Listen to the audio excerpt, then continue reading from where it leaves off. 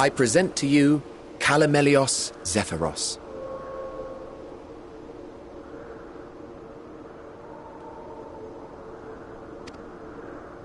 Here you will find a number of testing facilities, as well as the observation hub of Poiton Oikos. Right then, let's begin by... Well, well, an Arrhaeus. How delightful.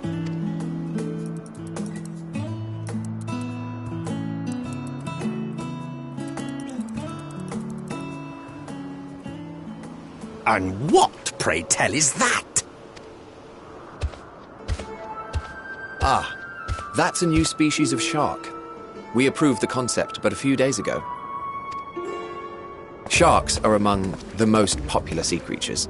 Rare is the day when someone does not submit a new concept.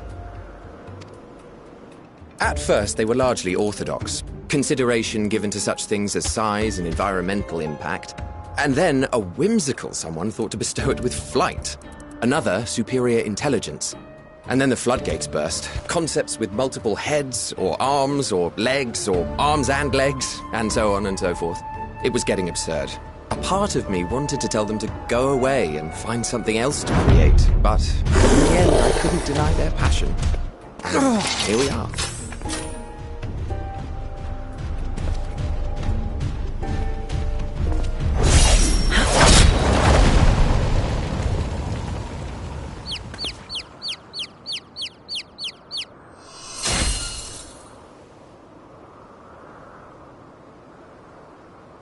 That was too close. Are you unharmed?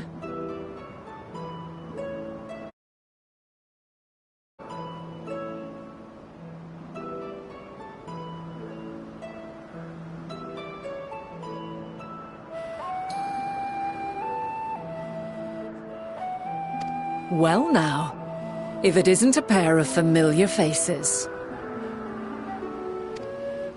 Vanar, that we should meet you here.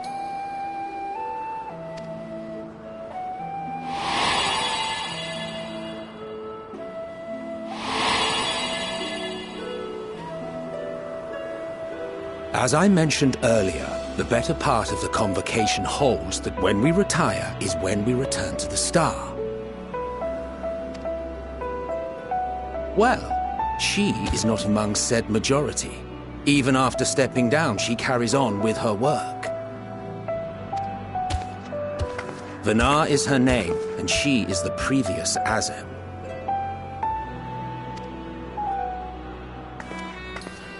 It has been a while, Hythlodaeus.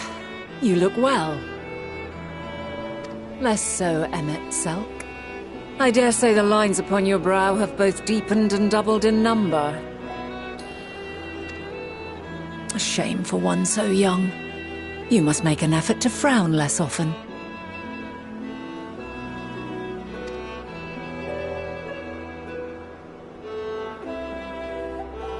Easier said than done, thanks to your unruly successor. How is she, if I may ask? Incorrigible as ever. Rushed headlong into a volcano on the brink of eruption just the other day. I should be glad to share the tale in its entirety later, if you're so inclined. You know I am. Now then, you are?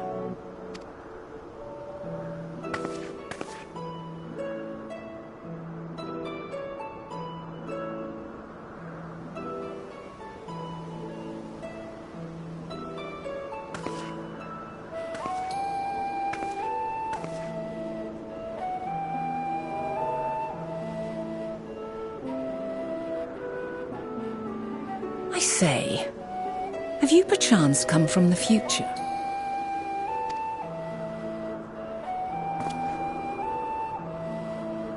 I do not believe we have ever met, yet I sense my magic upon you.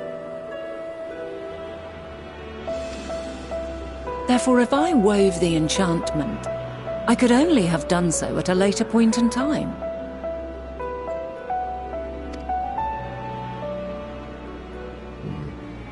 What manner of magic is this, if I may ask? A traveler's ward, of course. It prevents the corruption of one's ether.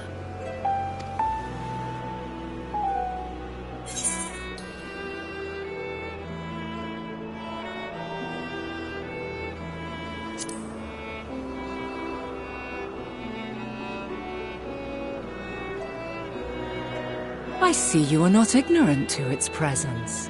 And while there are many protective spells, the one you bear is unmistakably mine. Hold on. From the future? That's absurd.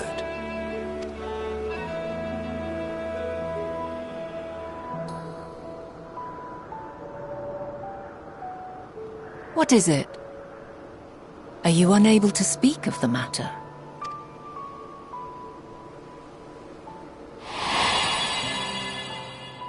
The reality to which you must return exists as a result of the final days. You cannot reshape the past to undo the tragedies of the present.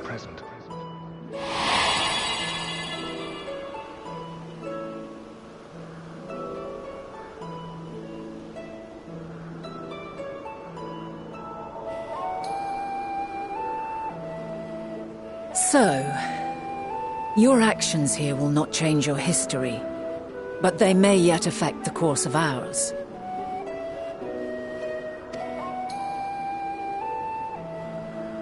How very exciting!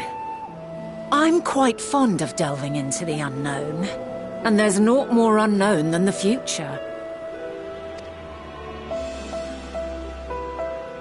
Until a moment finally arrives, we cannot know for certain what will come to pass, regardless of our supposed foreknowledge, so you needn't worry for us. More importantly, that you should go to such great lengths as to travel unto the past bespeaks the gravity of your quest. Will you not reveal it to us? Mayhap we can be of aid to your cause.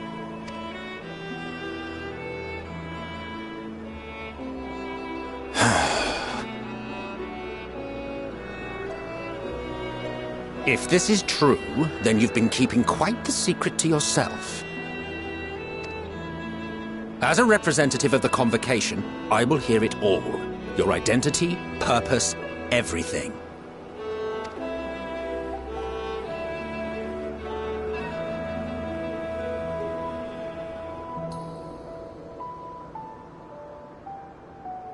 Why don't we move to a place more conducive to calm conversation? I've been working here for some days now at an old friend's behest. If it is agreeable, we may make use of my accommodation at Poiton Oikos.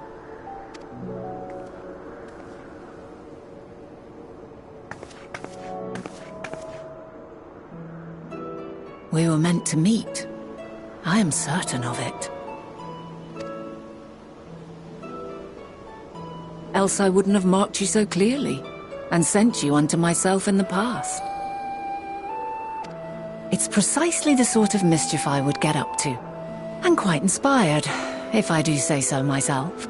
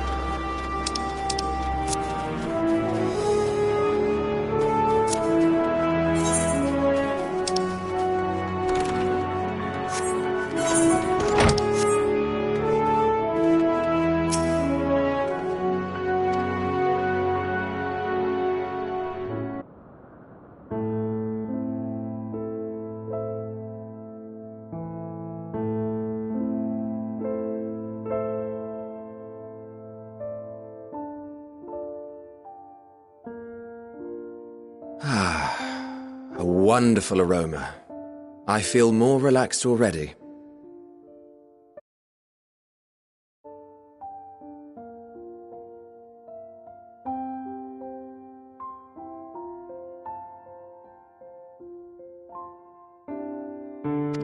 Would that I had sweetmeats to offer, but I travel light out of habit.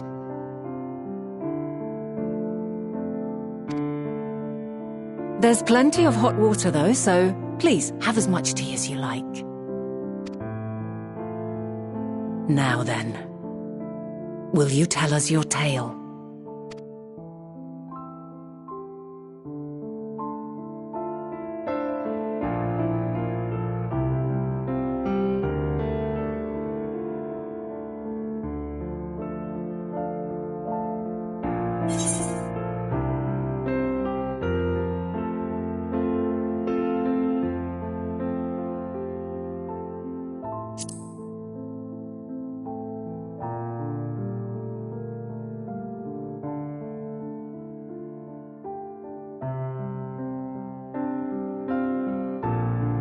Why don't you start from the beginning?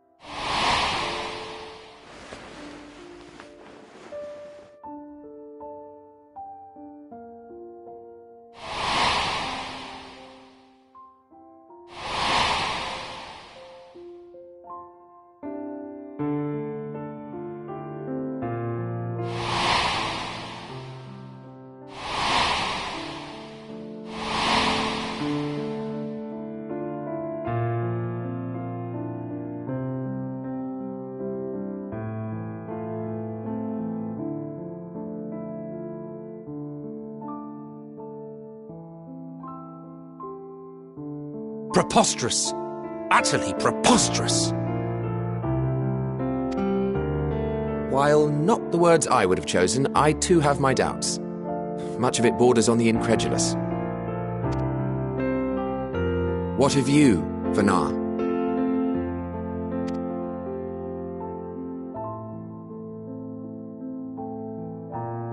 Not knowing the precise details of the fast final days, it is difficult to determine the veracity of the tale. Supposing it is all true, I must ask myself why I would do what I did.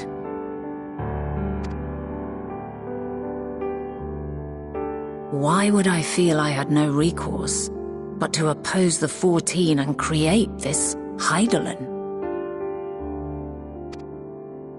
Circumstances change, of course, but it would not have been an easy decision regardless. No, there must have been a reason. One compelling enough to force me to take such drastic measures. Then there is the Elpis flower, which I said would serve as a guide. That it's of import to your mission is plain, but your presence here leads me to believe that this place also holds significance. But what could it be? What are we meant to accomplish? Might it not be simply thus? In the future, whence she came, the final days could not be averted.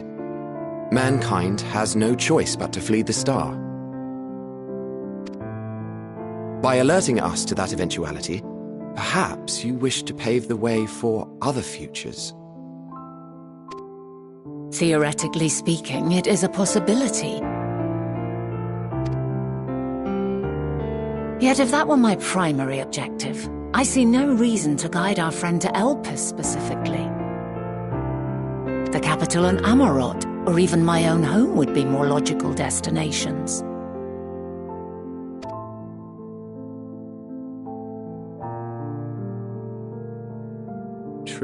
True. I note also that Hydaelyn did not specify a point in time to which she must return. By this, it may be inferred that it was not critical that we should meet.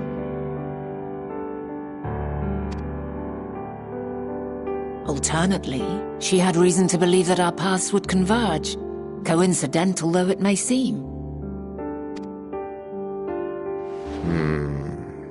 This is quite a puzzle, and we do not have all the pieces. Hardly any, but we do have one immutable fact. If the final days are indeed as described, they will bring death to all that I hold dear. Yet despite being afforded long years of preparation, the only provisions I could make were for flight. Nay, my first and foremost endeavor would be to find a way to forestall the coming doom. Given that even the 14 failed, mayhap you deemed it impossible. Nothing is impossible. This I have always believed. And if Hydaelyn is indeed me, she would believe the same.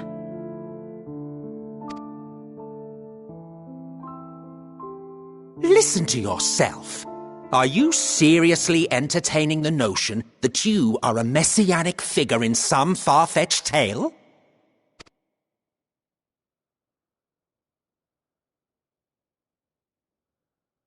Well, I will not. I refuse to accept that our world could be undone by some unforeseen calamity. I also take offense to my portrayal as a megalomaniacal madman. To sacrifice oneself for the star is a noble act, and I would hold those who gave themselves to this zodiac in the highest esteem. Yet, you claim I recreated Amarot and populated it with phantoms of our people? A bizarre indulgence that would be insulting to their memory. Worse still, I even invited you there. Literally invited my own downfall. Why would I do something so idiotic and inexplicable?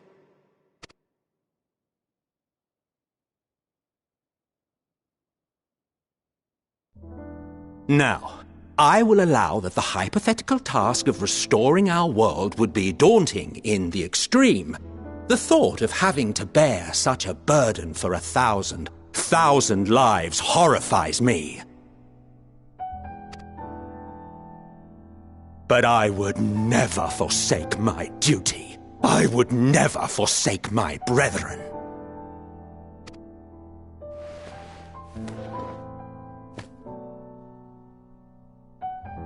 You do not know me.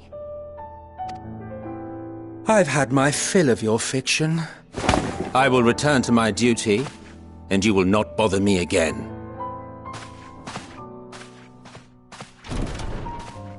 Emmett Selk! Wait!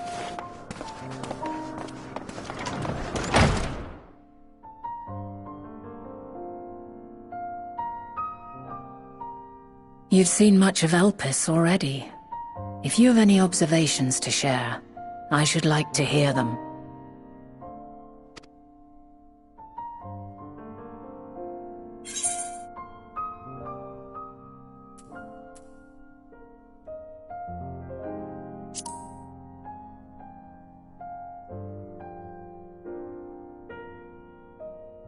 Hermes and his creation Meteon, you say? If Dynamis is the self-same energy as Akasha, as it likely seems, then those two may well be at the center of the calamity to come. This warrants further investigation. With that settled, just time for action. The missing pieces of the puzzle are here, I'm certain of it. And when you find them, the picture my future self has painted will be complete, and you will have your answer.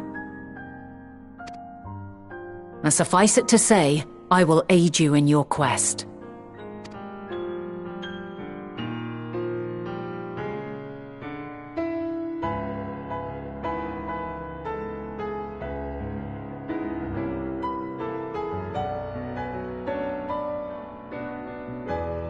Have faith.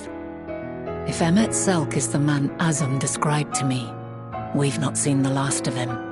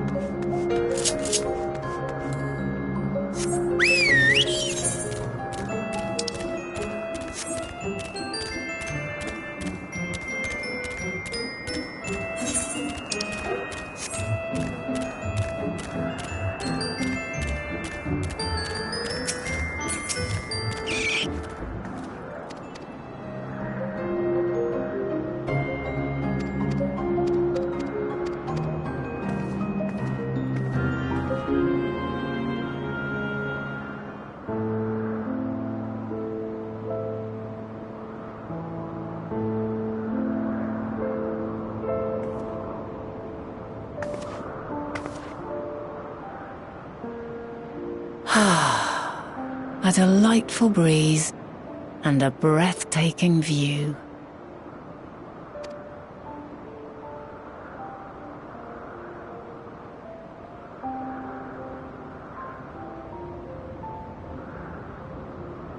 What is it like in the future? Is the world still a beautiful place?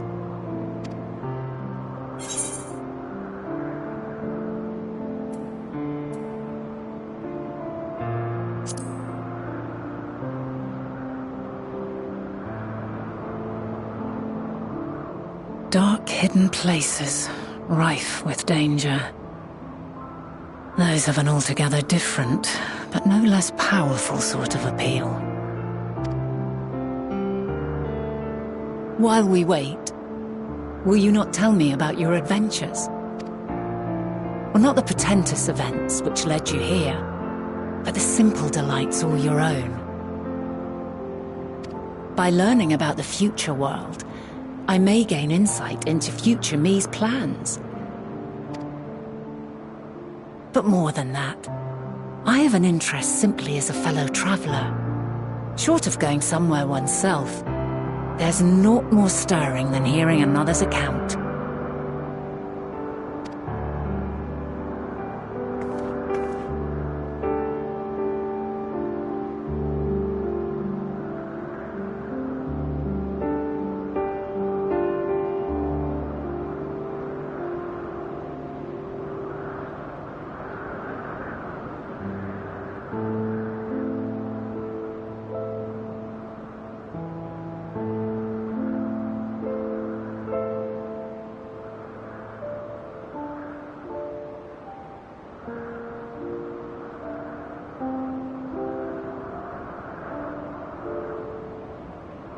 Incredible. Would that I could have been there to see it.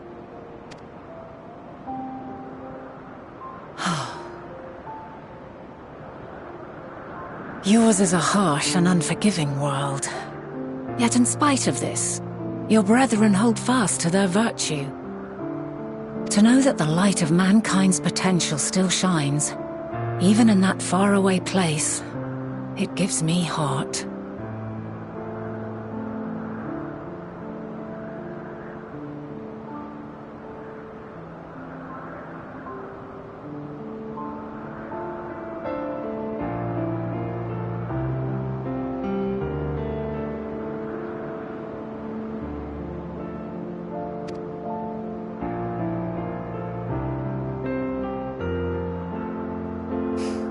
Thank you for regaling me with your tales. I will treasure every word.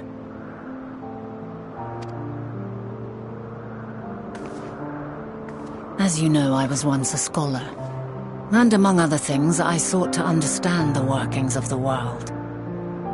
What exactly is ether? How formed the laws of nature? Whence sprung mankind? Riddles and mysteries beyond counting. Over the years, I have managed to find answers to some few of them.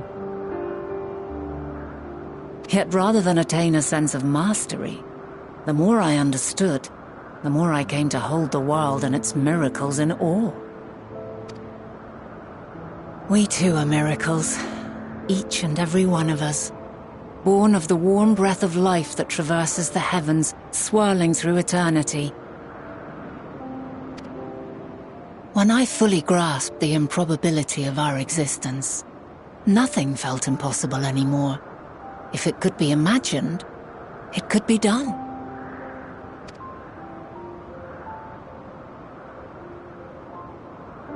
A passion swelled within me, an epiphany dispelling all preconceptions of what was natural and true. And a presence without.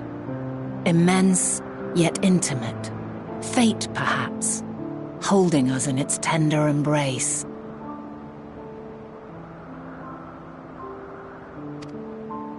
As reassuring as it was intimidating, how keenly aware I became of creation's fragility, built as it is upon precarious happenstance.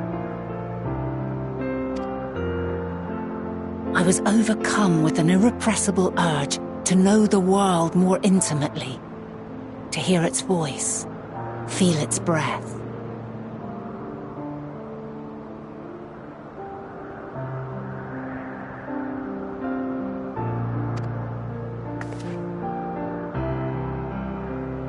I ventured forth on a journey that very day, so very long ago now.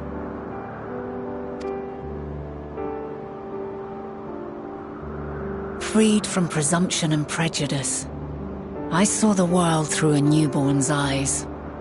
Everything fresh and new, and so beautiful.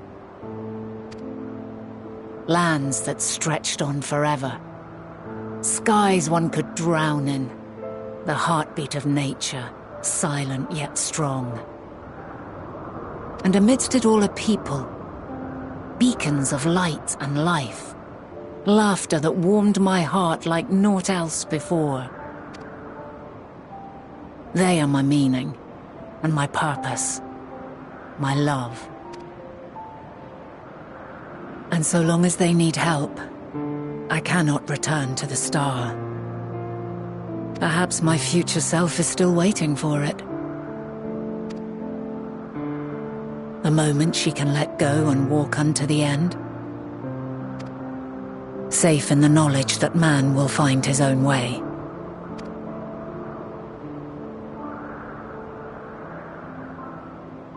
You, who are our future, tell me this, and tell me true. Has your journey been good? Has it been worthwhile?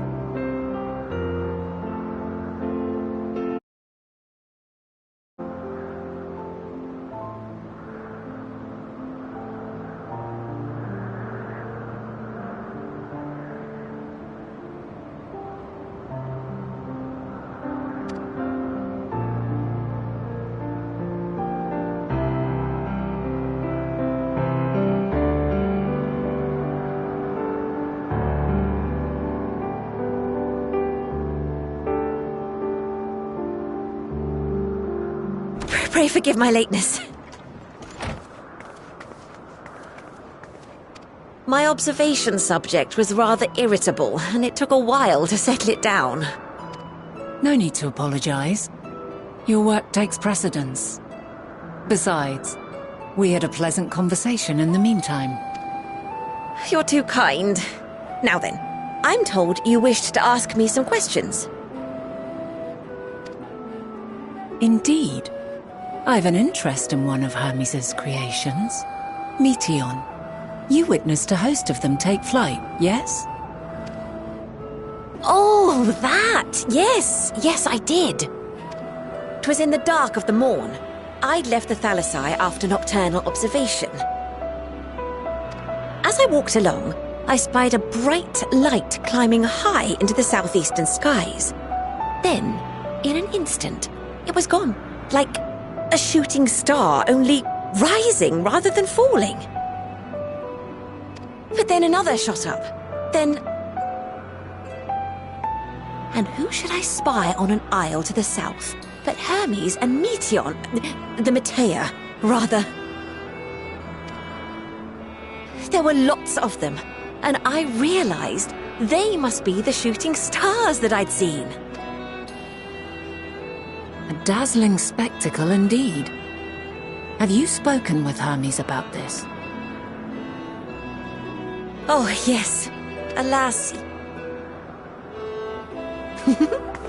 It shouldn't be long. He often returns to that isle, and I...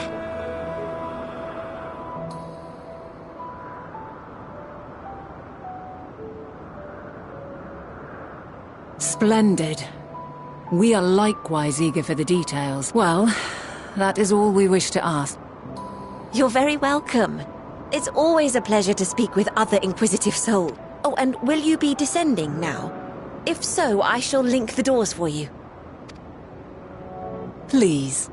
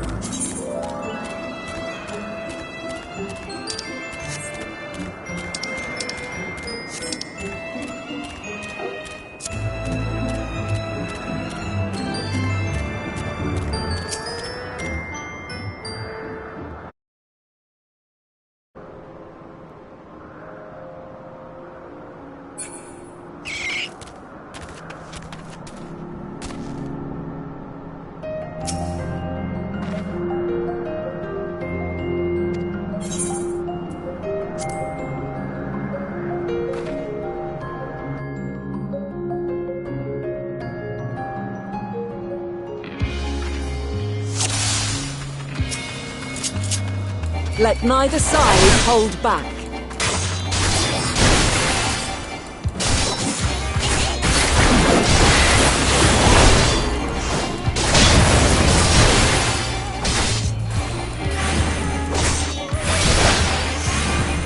My blade sings!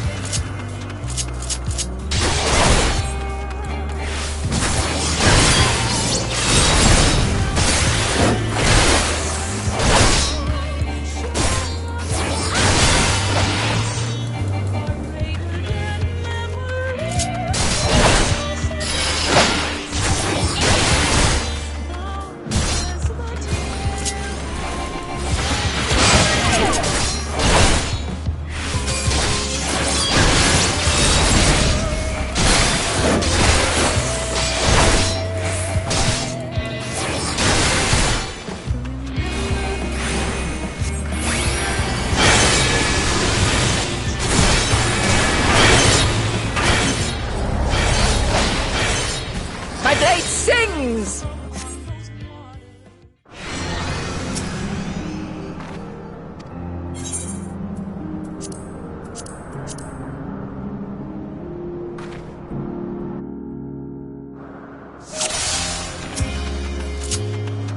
Let neither side hold back.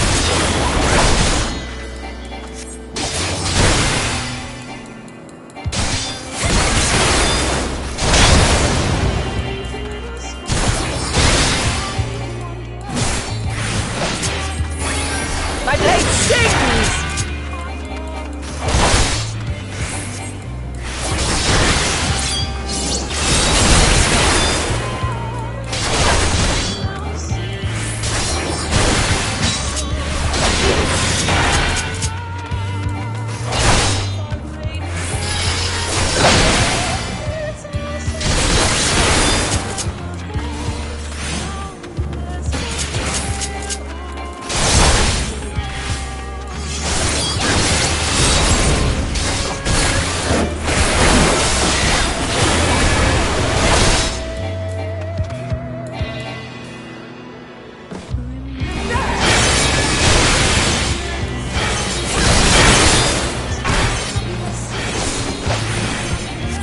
My blade sings!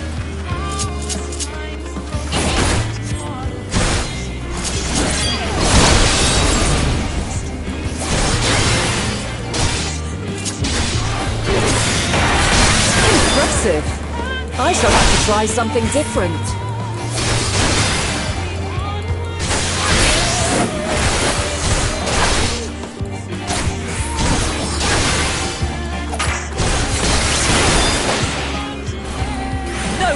quarter.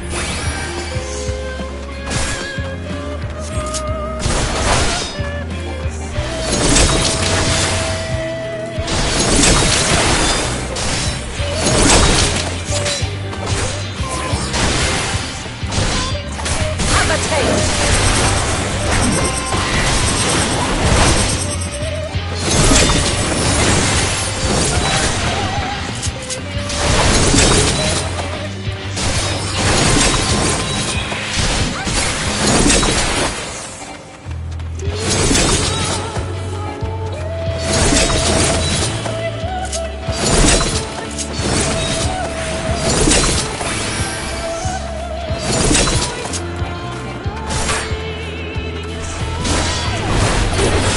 I see you won't be easily overcome, but neither will I.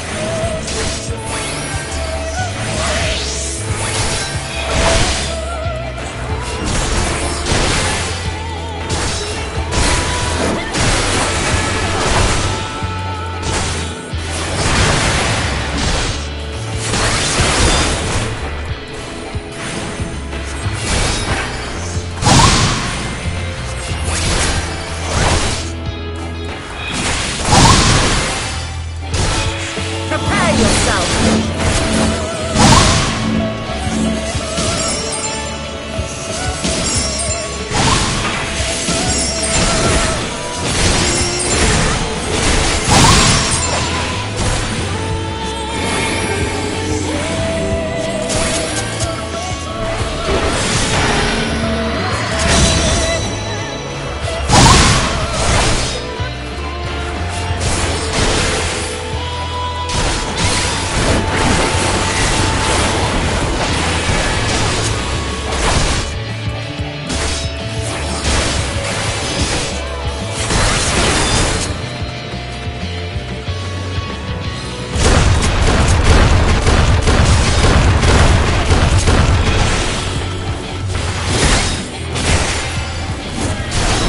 We've only just begun.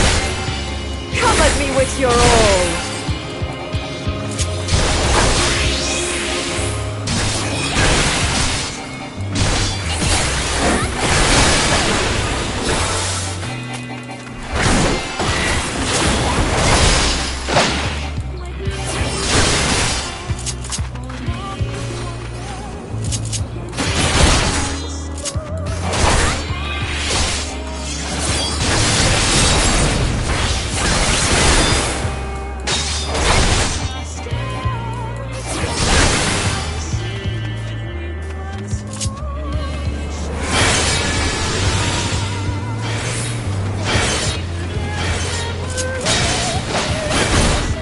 My blade sings!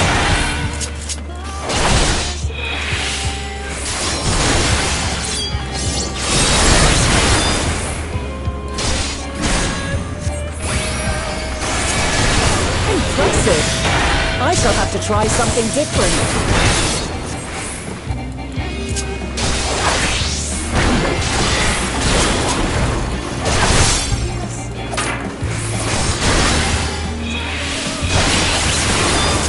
No quarter.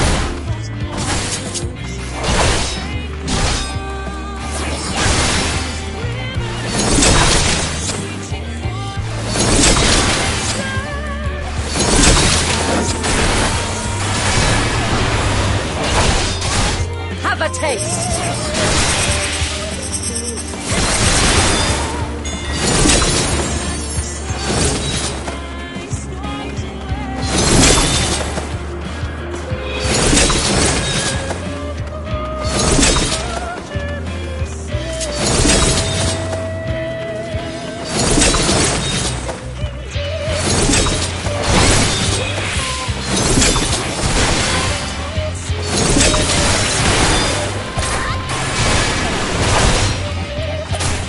I see you won't be easily overcome, but neither will I.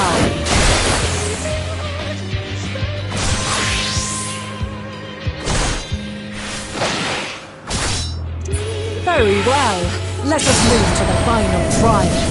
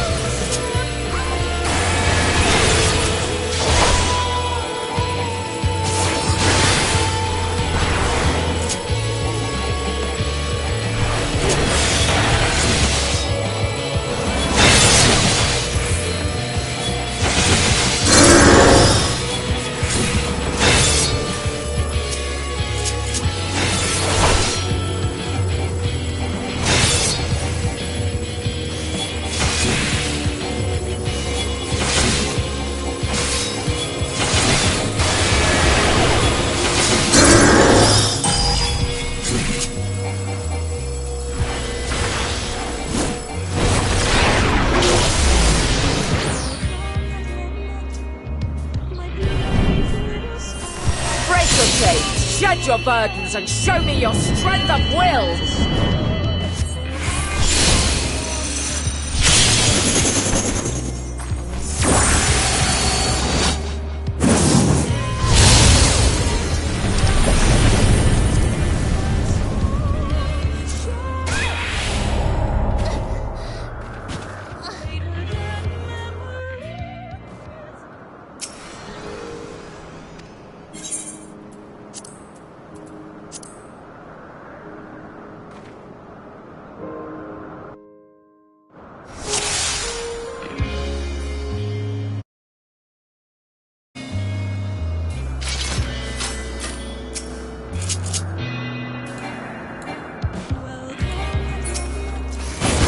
Let neither side hold back.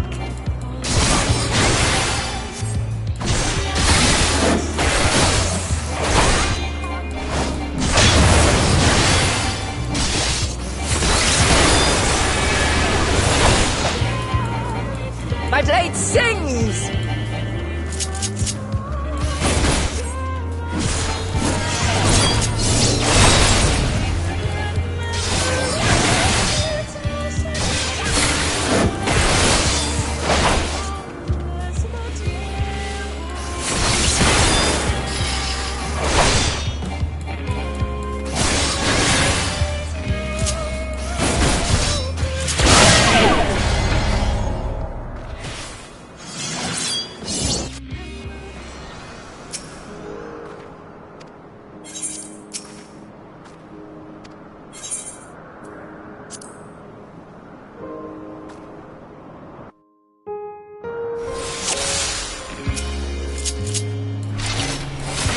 Let neither side hold back.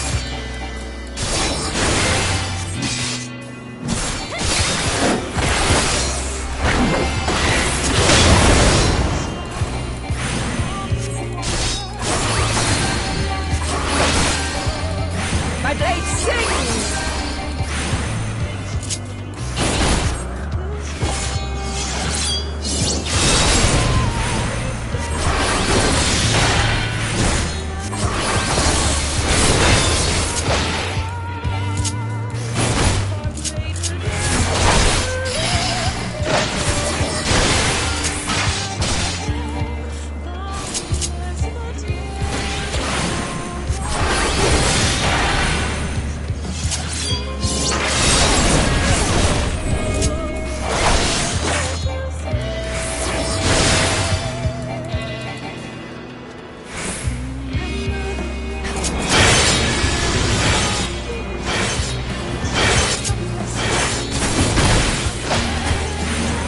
My blade sings!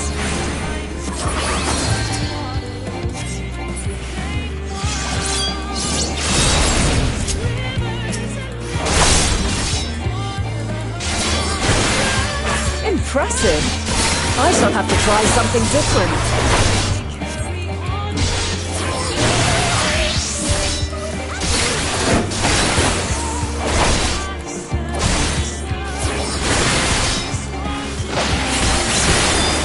Quarter.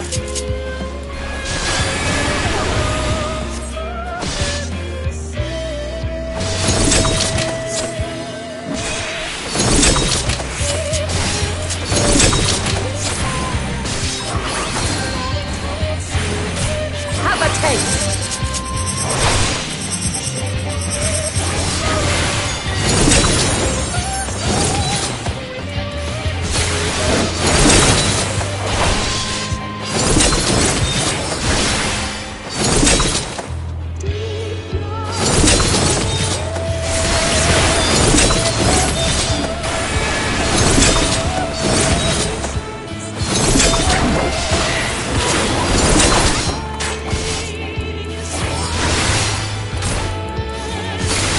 You won't be easily overcome, but neither will I.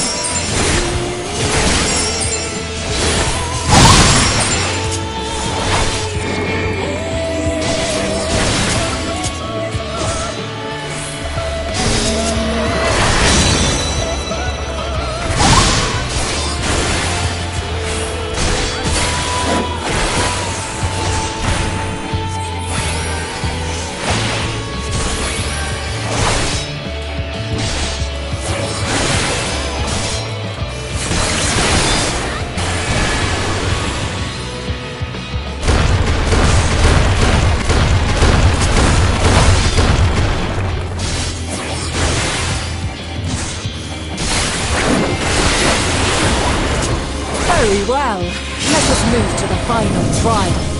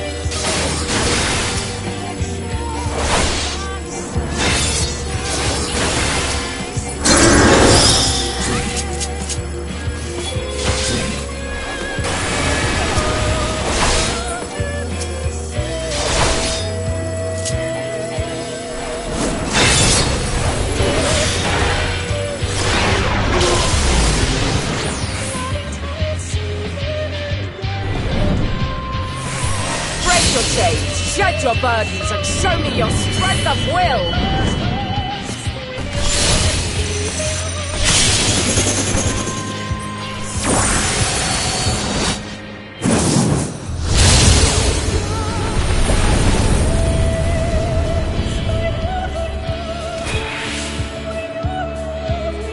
You still stand. The people of your time are more resilient than I had dared hope. I have seen enough.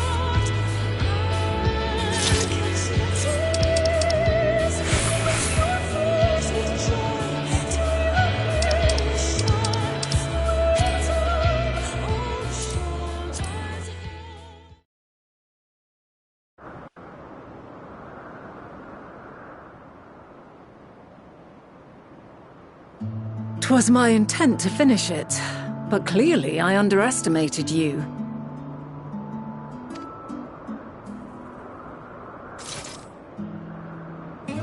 One would think I never learn.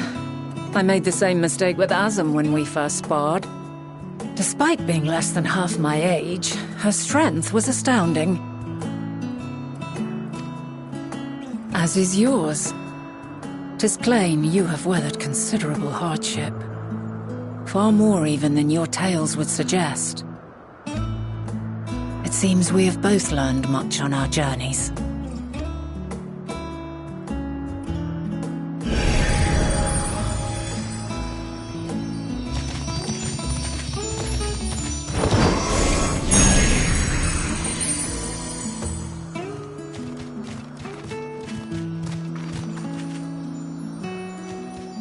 Well now, I dare say he has warmed to you. A boon to be sure. He never forgets his favorites, and is ever eager to come to their aid.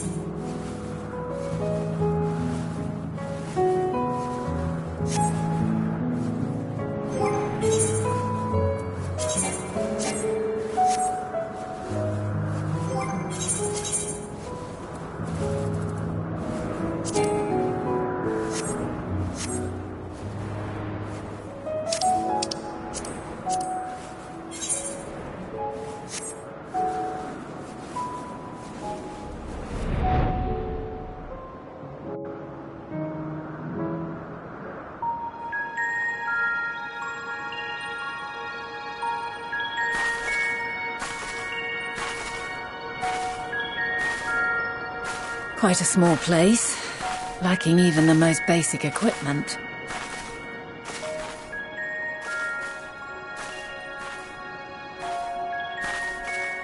The present may yield no clues, but we may yet try perusing the past. Have you done this before?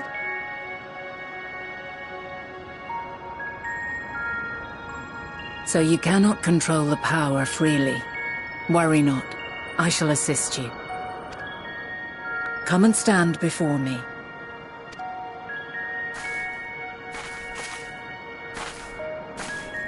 There are two ways to see the past. The first entails peering through the walls of the soul in the moment a subject is recalling a memory. The second requires no subject, and is instead a process of piecing together an event from ripples left in the ambient ether. As memories are etched upon the ether of the soul, so too are they etched upon the ether of the world. In this way can history be preserved. Such memories are given to fading, however, and can prove challenging to visit. But come, let us try. Close your eyes.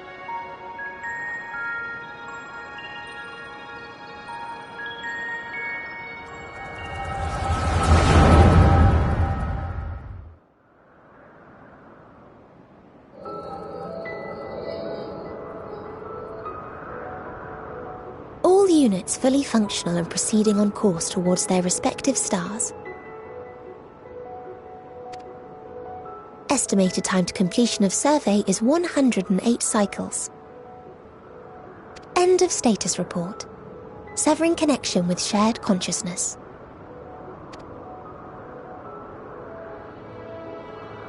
Did you hear that, Hermes? All is well.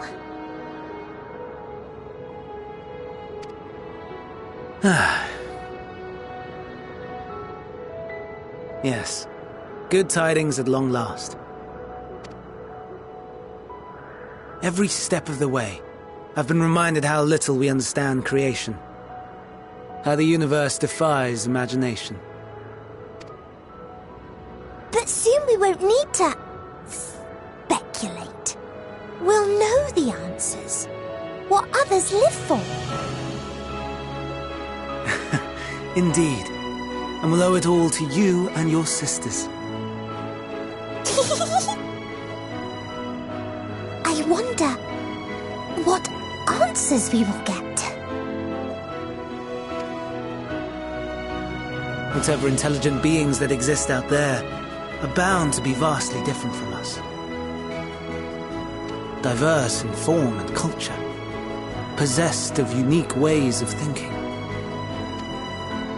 Their conception of life and its purpose will be no exception. Completely and utterly unlike ours. Utterly unlike... how? I have no idea. Yet whatever answers we receive, I will not dismiss them out of hand. No, I will think earnestly on them all. And I will share them with our people, that together we may contemplate our own existence. Perhaps then our star will become a better place. Not only for man, but for all life. Meteon, though I gave you wings to soar the heavens, I did not teach you how to walk the earth. So loath was I to bind another living being. In the course of your long journey, you will learn from those you meet, learn to walk and run and so much more. And when you return, older and wiser, we will have a celebration to mark your homecoming and coming of age both. Will there be apples covered in syrup? And how are you supposed to eat them? Rather than food, perhaps...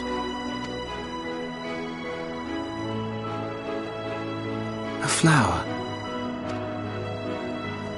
Yes, Upon your return, I will gift you a beautiful flower.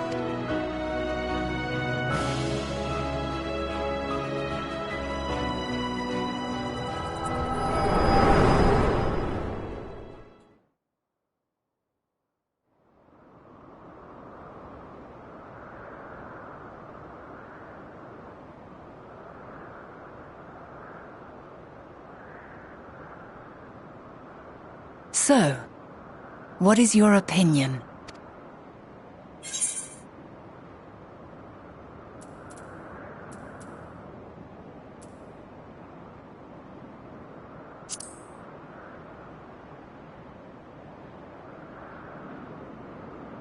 I'm inclined to agree.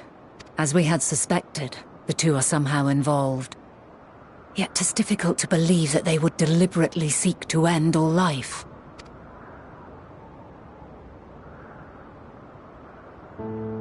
In light of this, I propose that we reveal your tale to Hermes himself. If he does not wish for the final days, as we believe, he may well join us in pursuing a solution.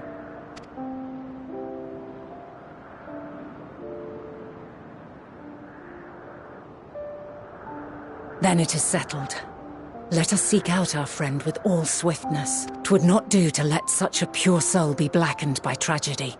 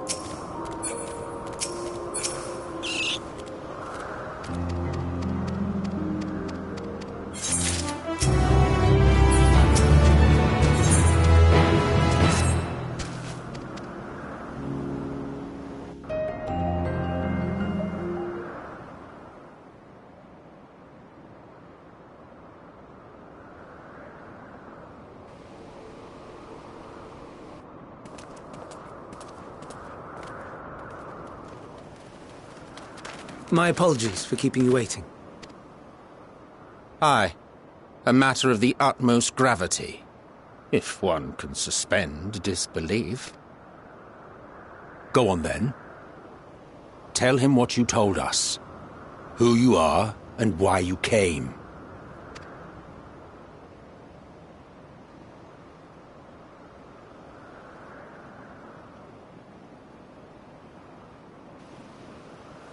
The final days.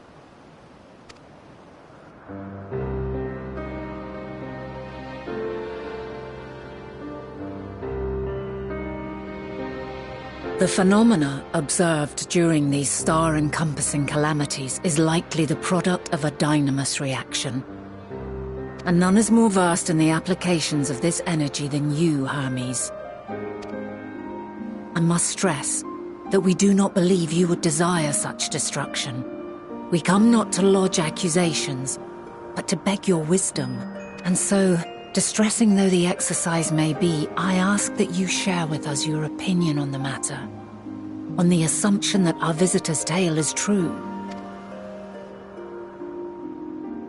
Even you, Vana.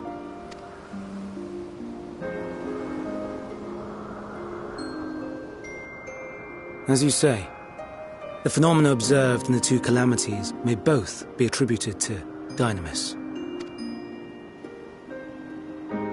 Of note is the difference in its effect. In the first final days, it warped creation magics. In the second, it warped the people themselves. The key variable, I suspect, is the etheric density of the men of each age. As you know, ether, in essence, negates dynamis. Harboring high concentrations of ether, we ancients cannot readily manipulate dynamis, nor be manipulated by it. Therefore, rather than ourselves, the calamity affected our magics. In contrast, having been sundered, the people of the future are composed of but a fraction of our ether. Thus are they susceptible to the influence of dynamis and its transformative potential. But that would explain only the mechanism, not the cause. Though perhaps... What is it? Even should it be a hypothesis, we would hear it. Dynamis is an energy put in motion by feelings. Feelings for which there must first exist a source. A source to which the victims must be attuned. One that harbors the selfsame negative emotions. Elsewise it could not be the agent of such extreme change. So it wasn't the stagnation of the celestial currents. Someone, or something, is instigating the star's demise. So, we've a villain on our hands after all. Any idea who or what it could be? The celestial currents comprise the outermost layer of the star's ether, encasing it like a protective sphere. According to your tale, it was where the currents were weakest that the phenomena first manifested. If the inciting factor came from without Aetheris, then its effects would first be seen in those locations.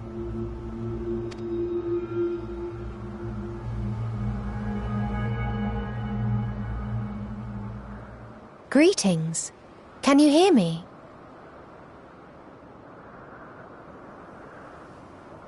Do not be alarmed. I mean you no harm. I wish only to hear your words, share your feelings, know your thoughts. May we please be friends? Meteon. What is it? Executing scheduled task, suspending individual self and connecting to shared consciousness. Connection established. Commencing status report.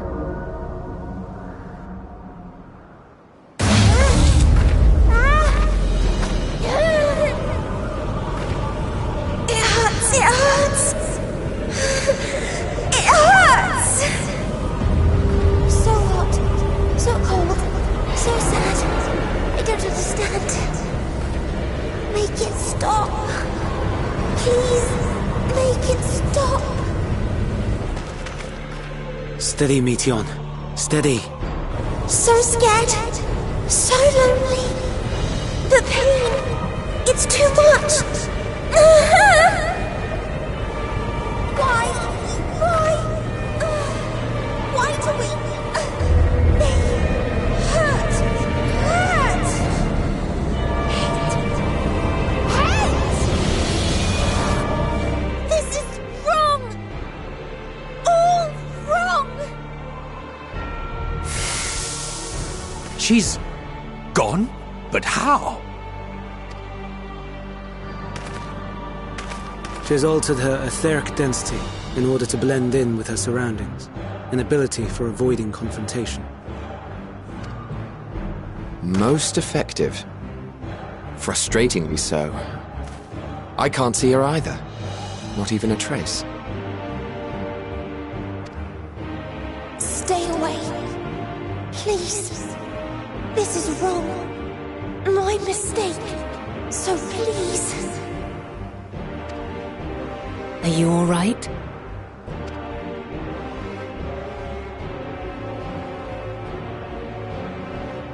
In your mind? No. We only heard her speak the instant before she vanished. Of course. When communicating without words, Meteon also employs dynamis.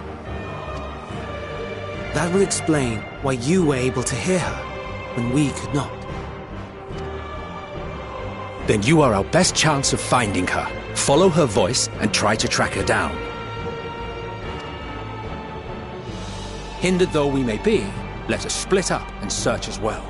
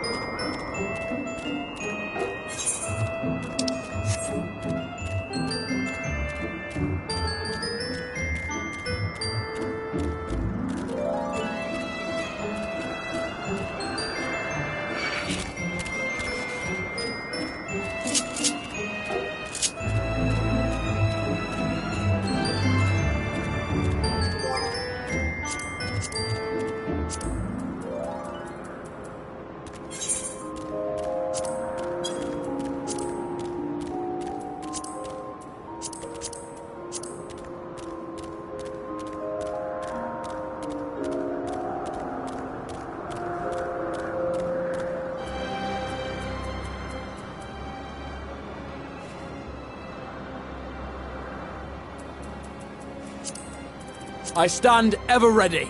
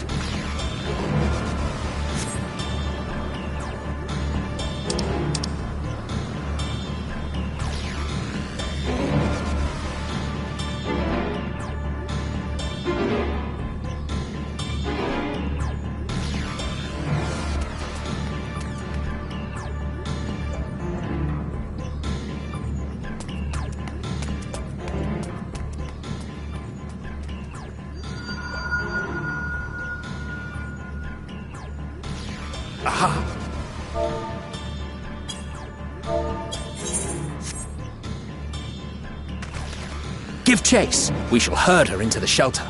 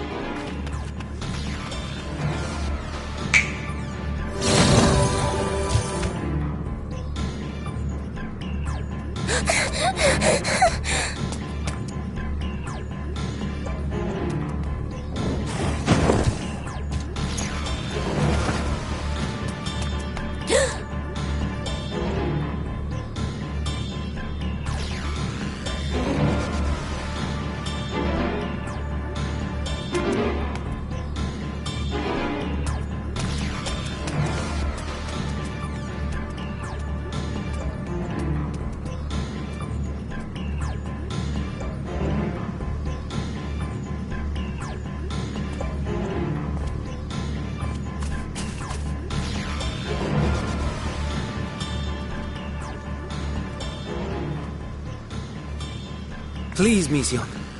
We must speak.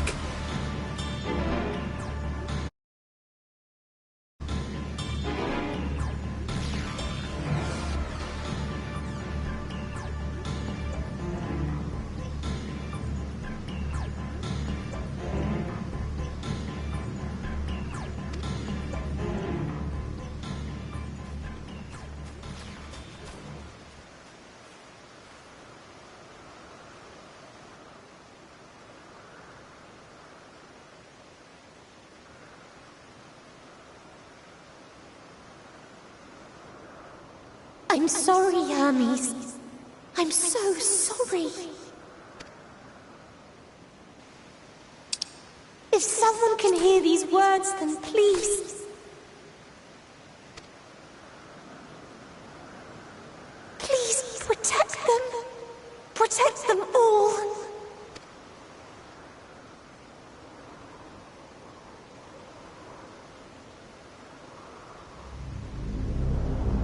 Individual self-suspended. Connection with shared consciousness stable. Our survey is complete. We shall now report our findings.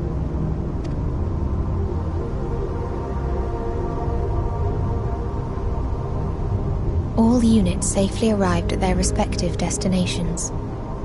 Seeking answers to Hermes' question, we attempted to make contact with the intelligent denizens of each star.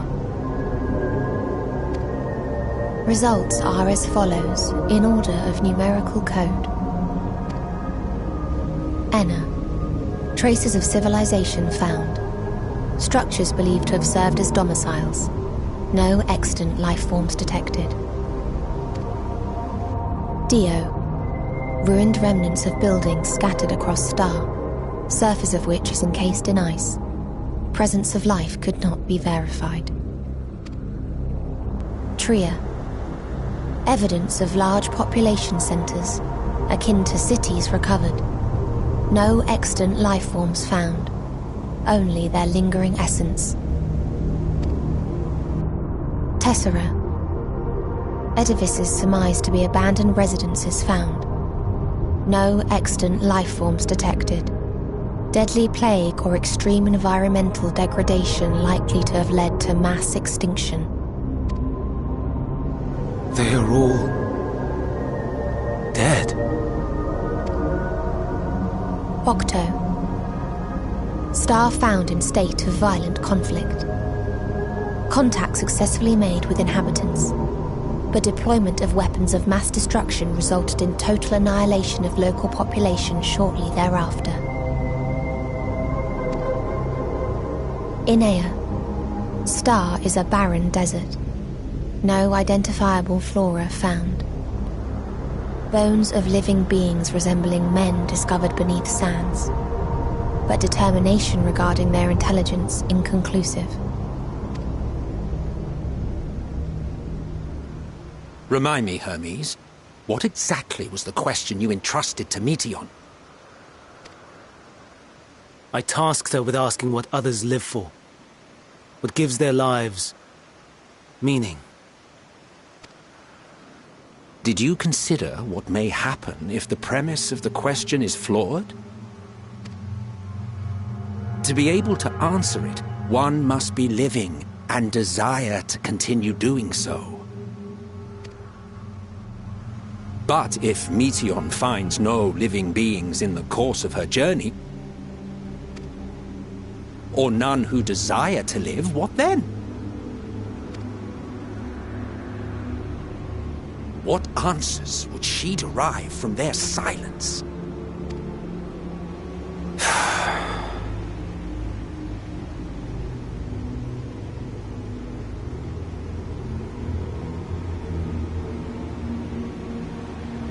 Meteion, enough! Suspend your mission, and return hither at once.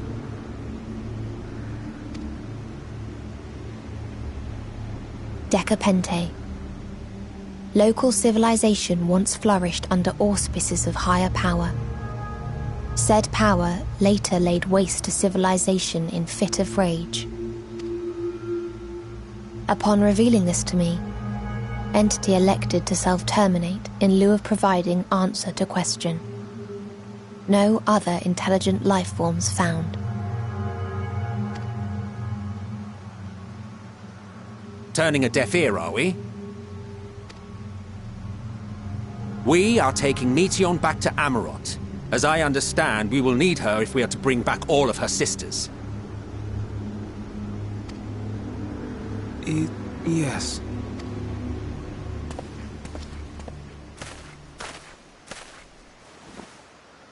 Meteion.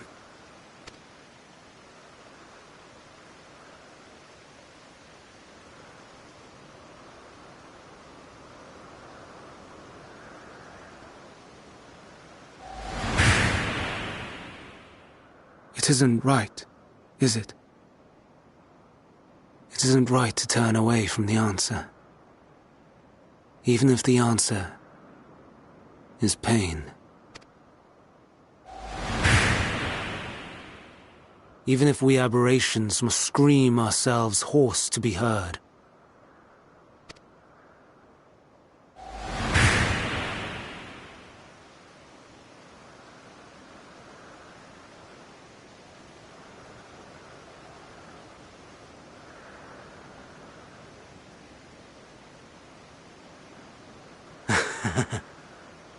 Aye. Whatever answers we find, I will not dismiss them out of hand. These words I said to you, and I will hold myself to them.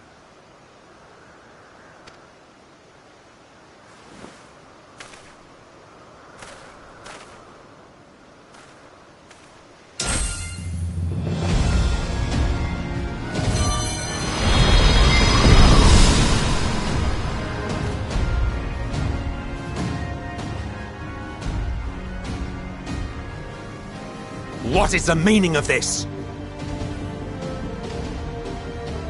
You cannot take Meteion, not until she has finished her report. All else must wait.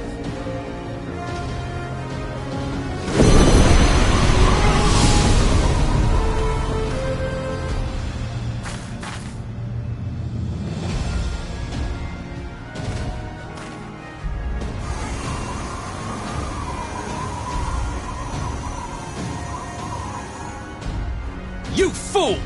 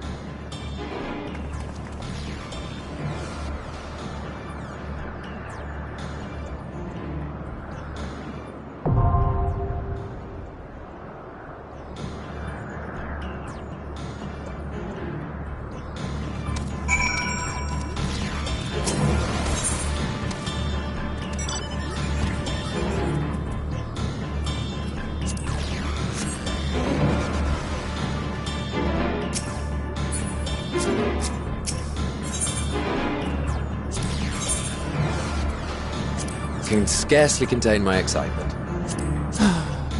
Let's get this over with. Let's get this over with. Come, let us be off. Come, let us be off. Can scarcely contain my excitement. Let's get Come, get this over let with. us be off. Let's get this over with. Let's get this over with.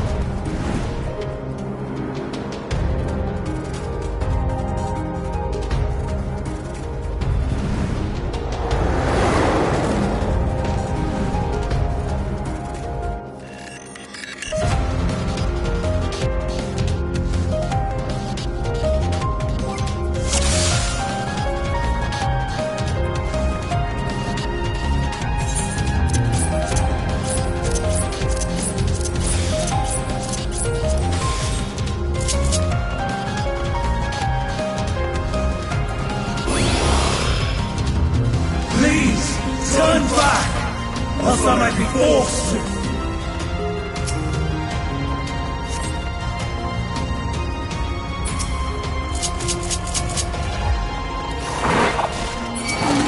Stand firm. Be gone!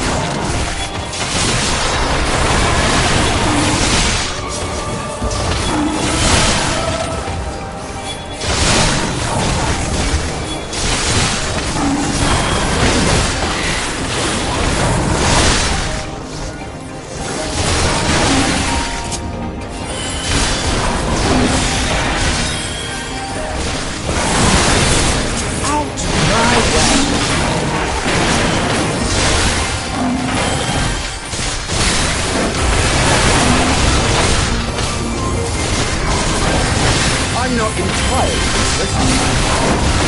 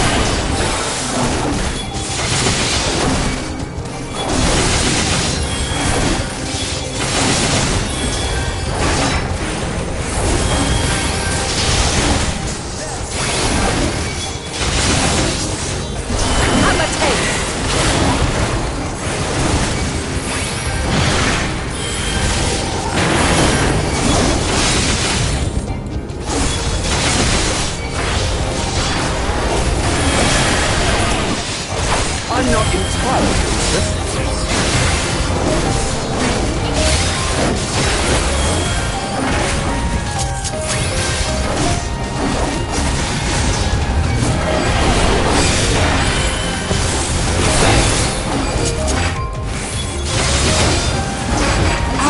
My way.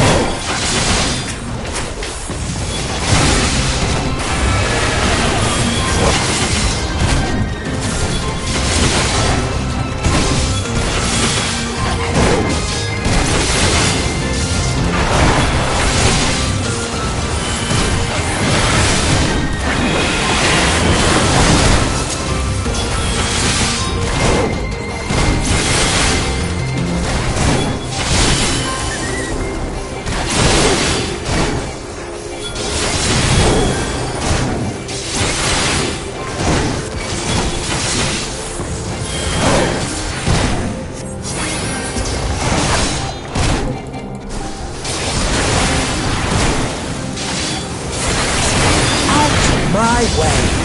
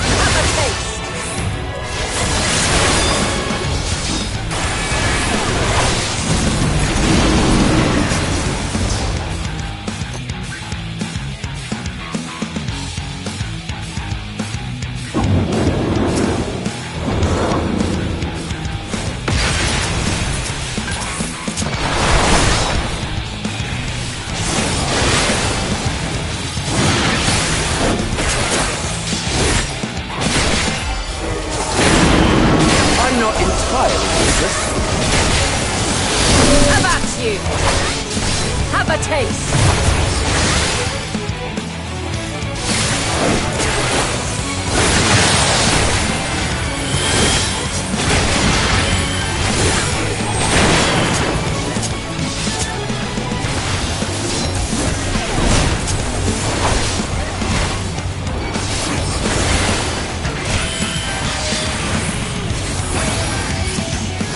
I see you over there.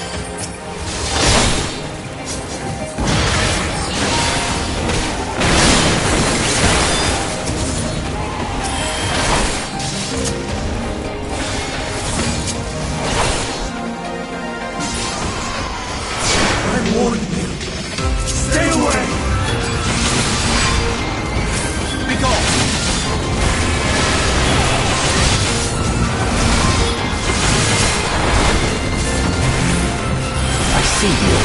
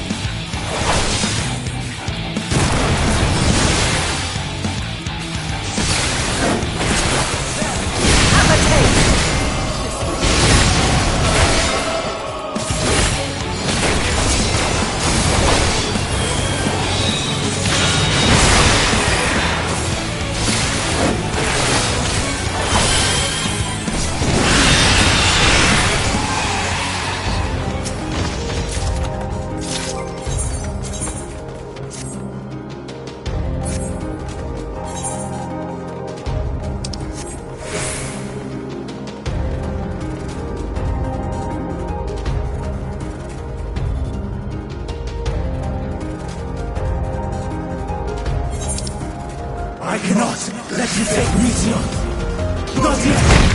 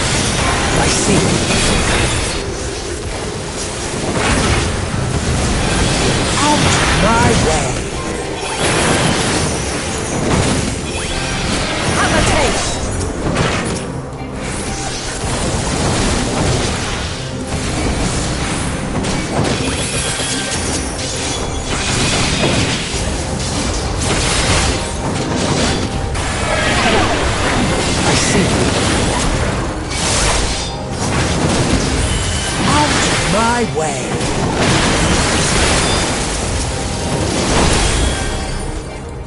I'm not entirely useless.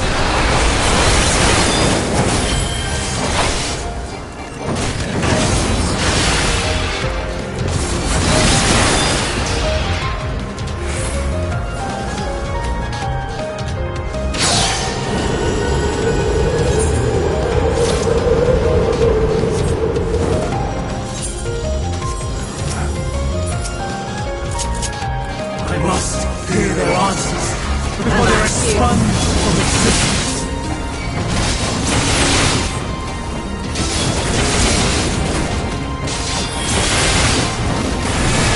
I see you.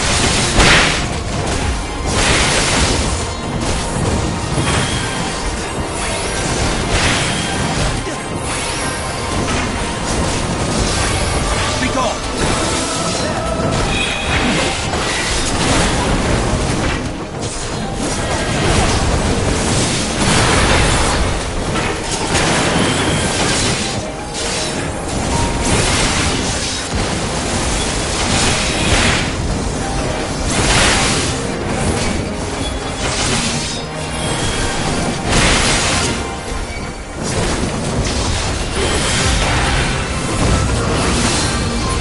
I see you.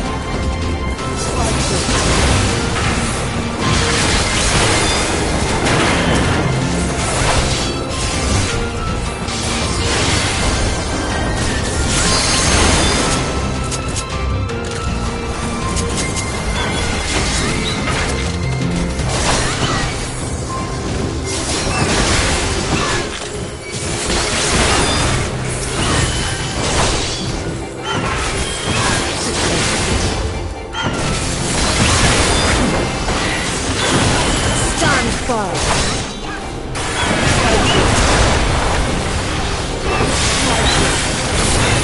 I see you.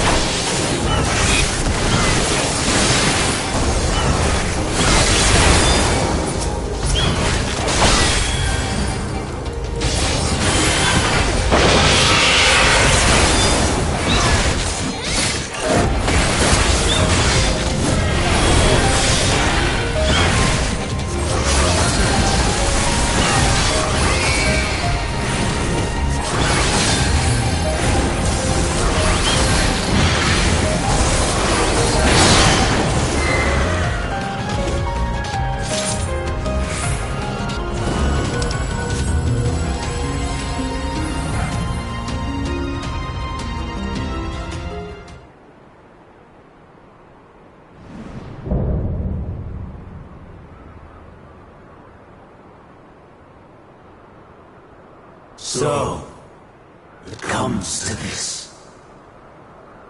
I've no wish to fight, but this time, I cannot yield. Though the world may think me a mad, desperate fool, I will hold fast to my conviction.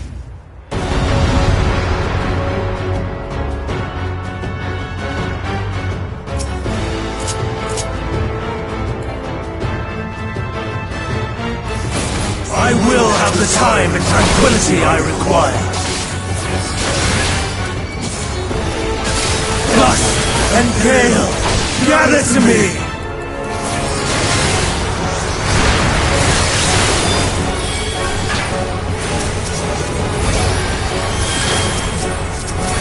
Ancient brand, unleash your power!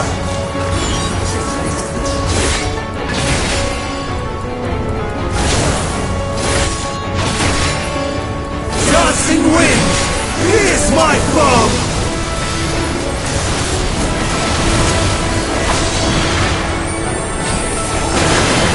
Stars on high, all is rain!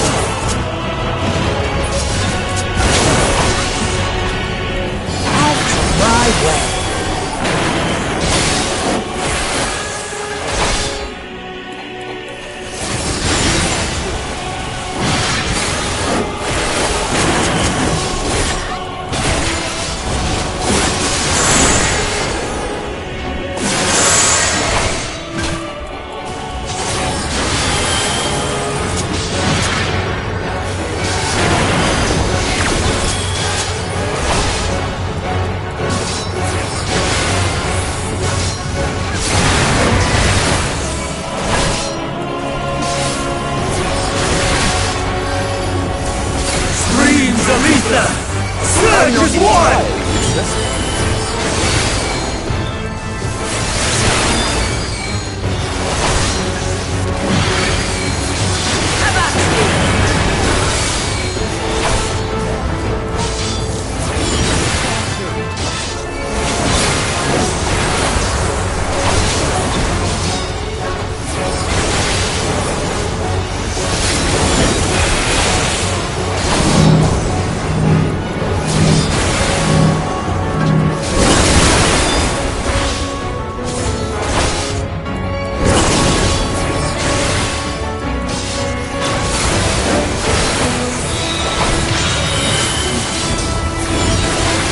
Dancing winds! Here's my foe! Prepare yourself!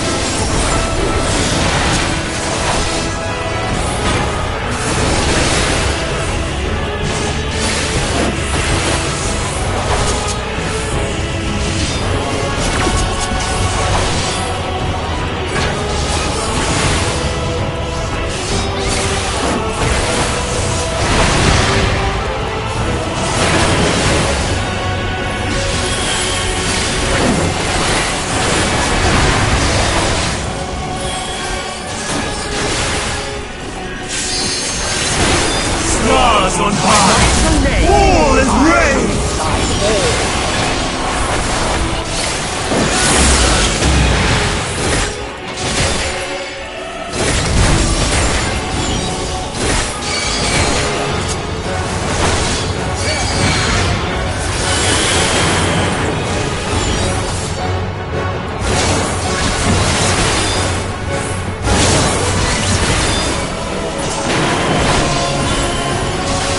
Even when transformed, I am not finished yet.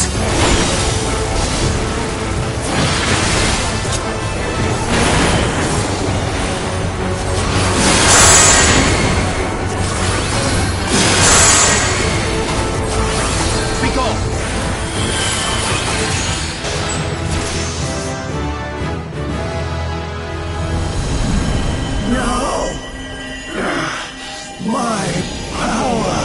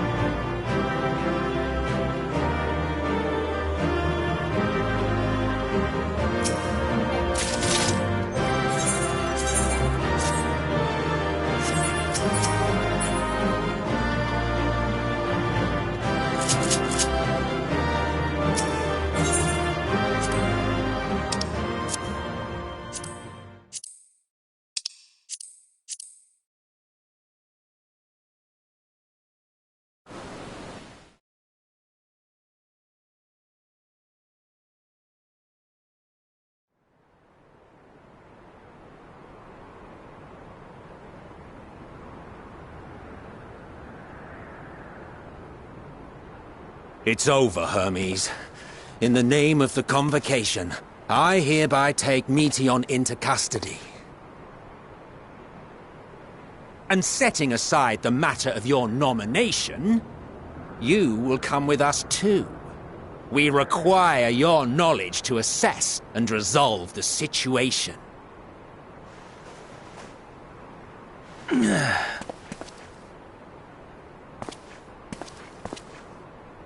Meteon, I am so sorry.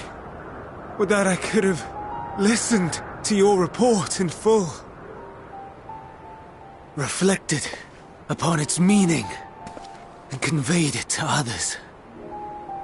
That they might reconsider their chosen course.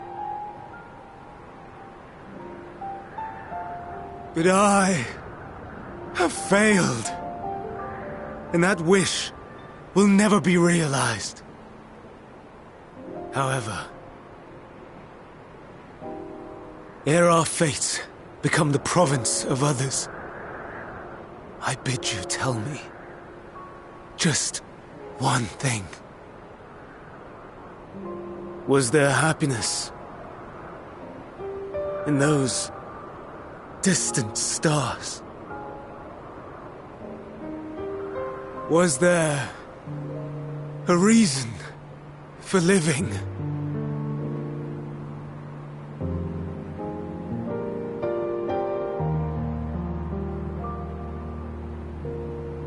We conducted our search as per your instructions.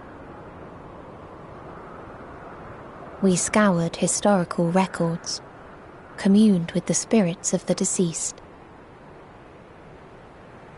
heard the final testaments of the dying, welcomed their shadowed hearts into our own. One race had striven to create a world bereft of animosity. They renounced relationships to avoid interpersonal strife, and in so doing brought about societal collapse.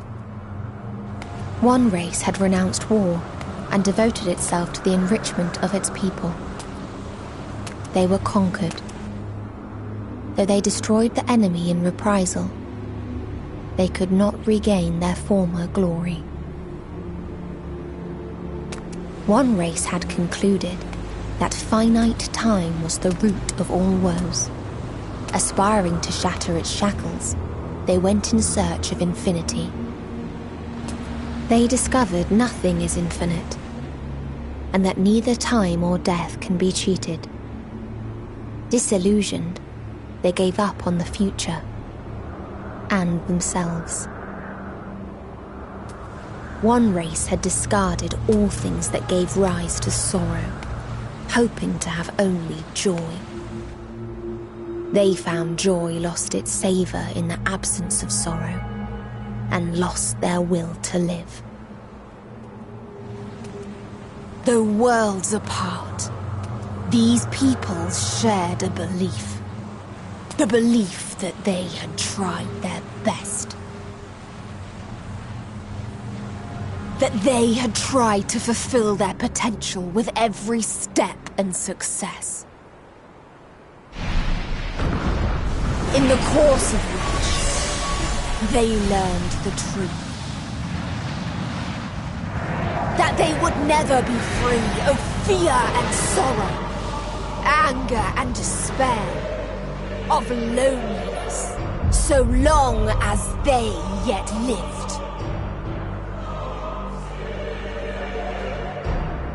Even now their souls cry out for oblivion. And to this song of anguish, I lend my voice. We lend our voice. Oh, beloved mankind, shimmering jewels of beautiful Etheris, rejoice, for we will free you from the cruel yoke of existence.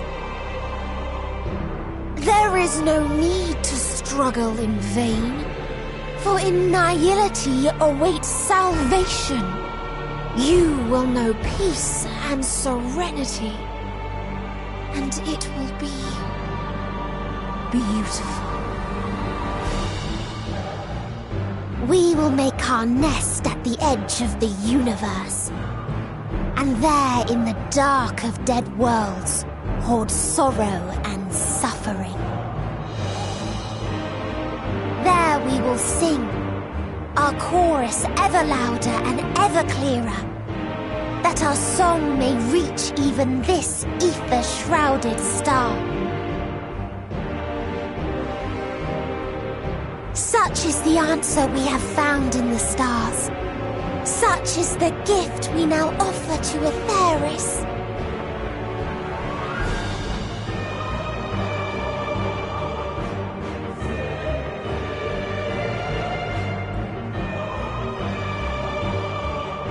Who are you to decide our fate? To decree we live or die?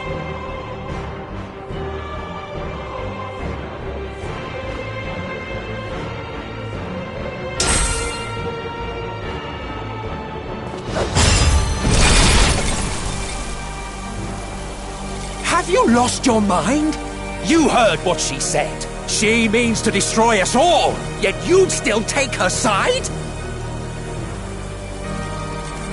In the name of the star, we have discarded those creations that we deemed flawed.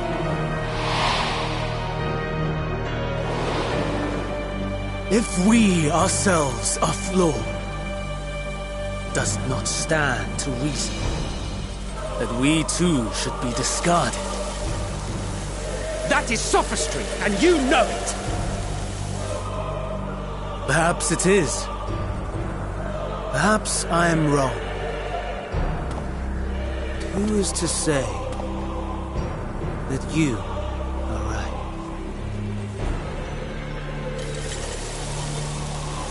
Let us settle this with a determination. In my authority as Chief Overseer of Elpis, I will make a judgment on man's fitness to exist. If he can learn to value all life and retain his will to live, even should his end be justified, he will surely find a way to avert his demise. If not, he will perish from the start.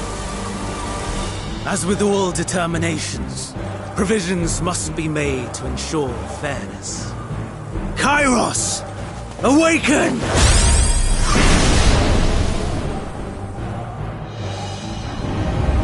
Memory reconfiguration system Kairos activated. Awaiting instruction. Command. Universal memory alteration. Target area. Catesis Hyperborea. Starting point. Arrival of Emmet Selk of the Convocation at Propylion. Endpoint. The present. Erase the memories of all events and replace with a vague recollection of the following. I was here, preparing to demonstrate the functionality of Kairos to Emmet Selk and hither days. Meteon's shared consciousness became unstable. She and her sisters could not sustain their existence, and all dissipated with a burst. The resultant shockwave accidentally triggered Kairos, which erased several days of memories from all present. Execute. Command acknowledged. Initializing. 3 processes remaining to execution. Bravo. I dare say one would be hard-pressed to make it fairer. Everything that you told us, everything that has happened, the fact we've even met, it will all be gone.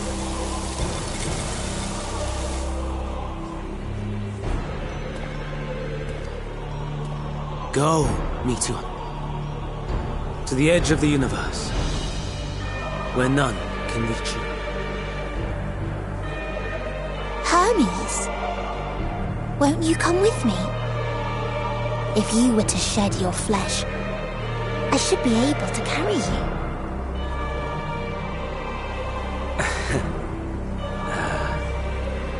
I will remain. As a man, I will oppose the oblivion you bring. Silly fool. Had you said yes, I would have granted you the gentlest end.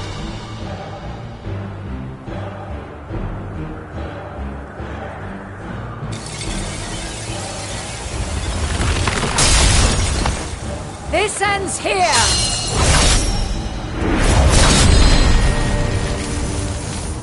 Fly, Meteon!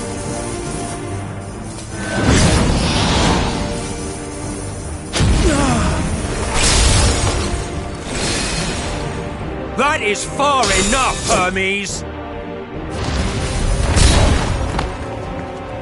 Argos, to me!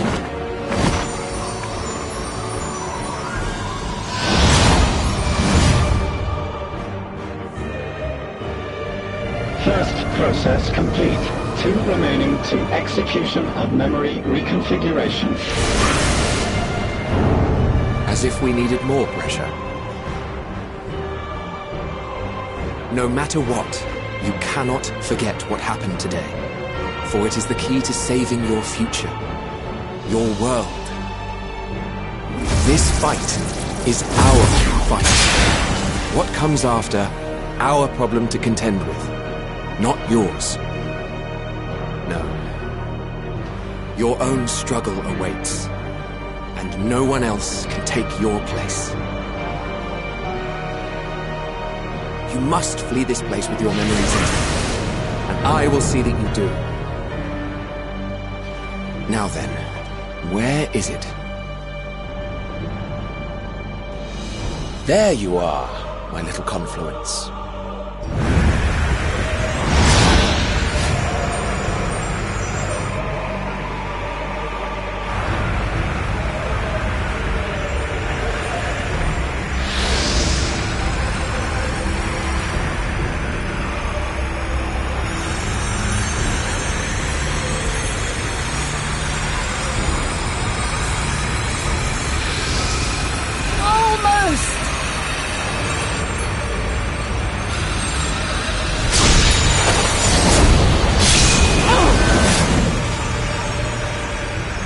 Very well, then.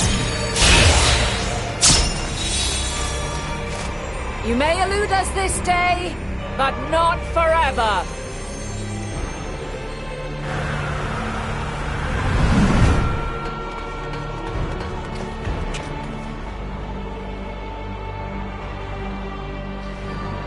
Meteon's gotten away. Second process complete. 1 remaining to execution. No time for brooding. Listen well.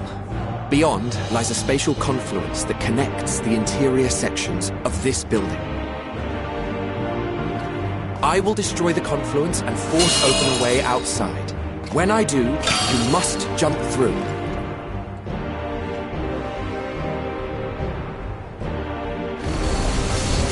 I cannot tell you how sorry I am.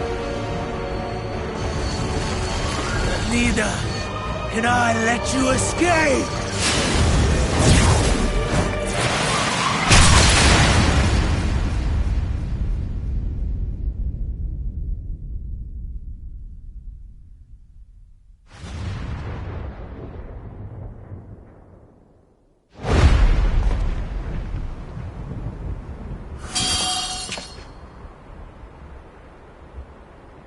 Too brave by half.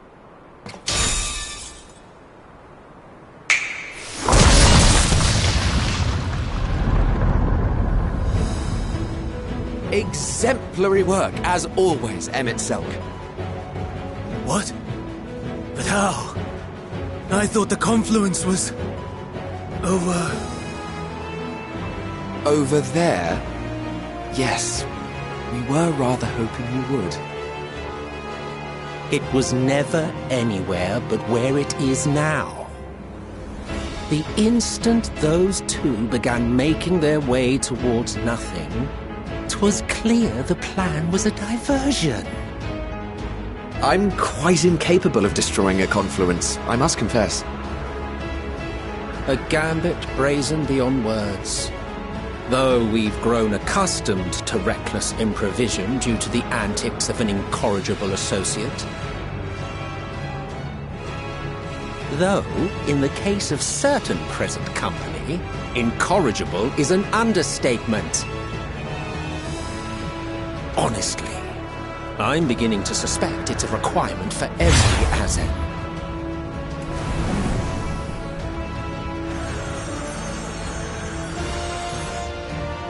There's no time! Quickly! Even now, I do not believe your tale. I would not suffer us to walk such a wretched path. Still, if it must be said, do not squander it. The legacy I leave you.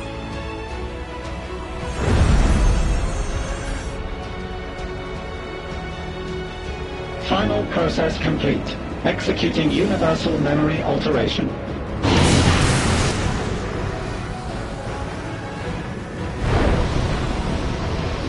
Go, Argos!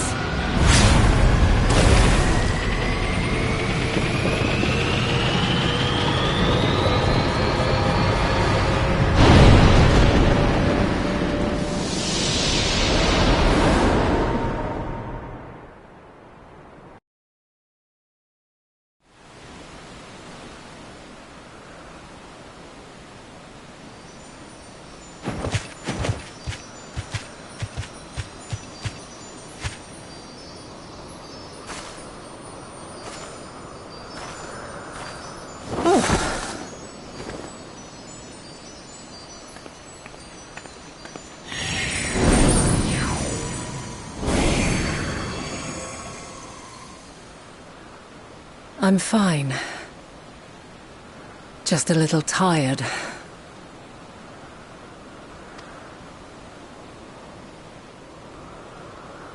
Can it be true? Are we the only ones left who see beauty in the world? In life? Are the stars above no more than husks of fallen civilizations?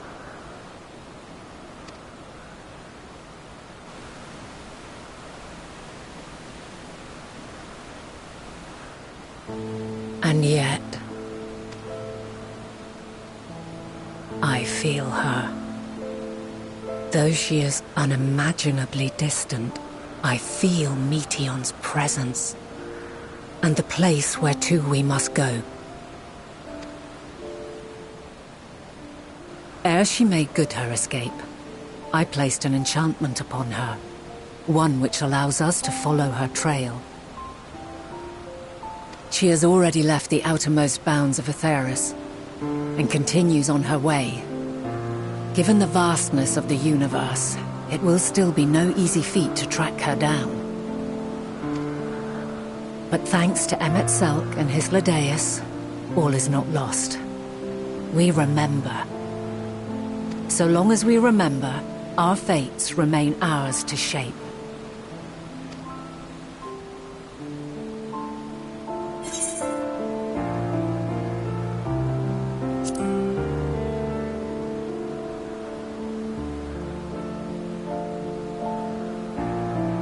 I'd like to know too. Let us ascertain the situation at Kutisis Hyperborea, where they should still be.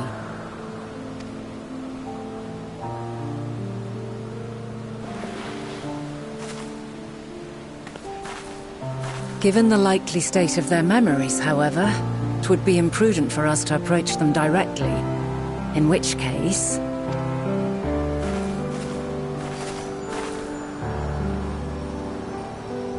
I am sorry, my friend. I've asked much of you this day. But may I trouble you one last time?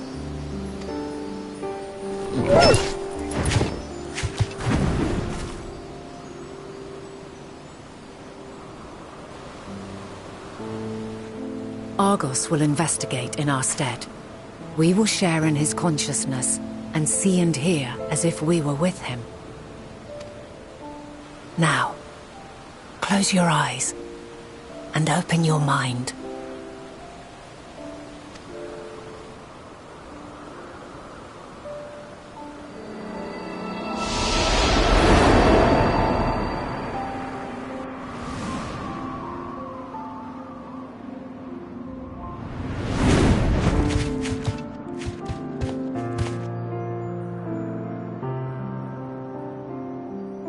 Thank goodness you are unharmed. Unharmed? There is a gaping hole in my memories. I can scarcely remember arriving here in Elpis. Forgive me. I was preparing to demonstrate the functionality of Kairos to our guests. But Meteon, her shared consciousness became unstable. And she... So, that's what prompted the state of alert. And when you went to investigate, you were caught in Kairos's accidental operation. So it would seem. It's all a blur to me. Such an unfortunate accident. Oh, and what of Vinar and your other companion? You went inside together, as I recall. We did?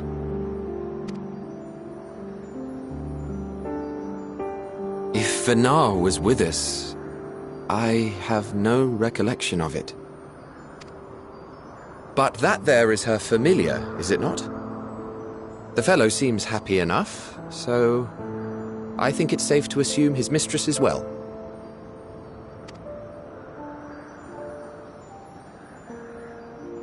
I haven't the slightest notion who this other companion might be, however.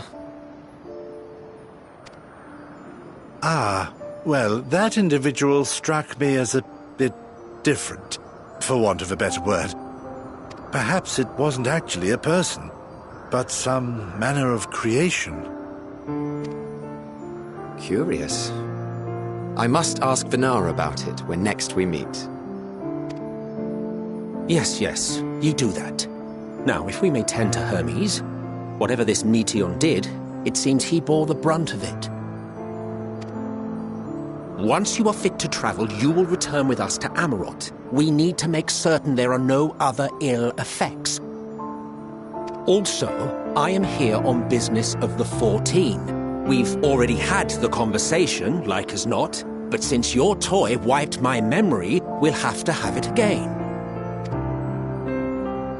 Yes, of course.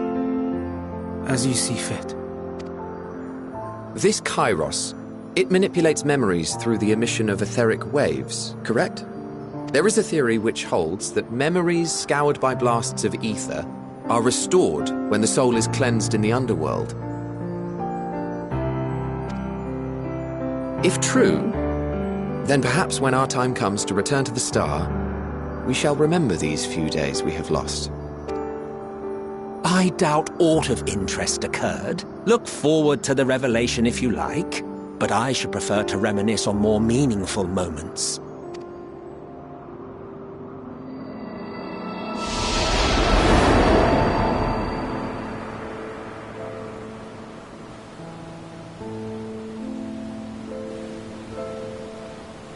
Let us rest. If only for a while. After all, you and I... Oh, we still have a long, long way to go.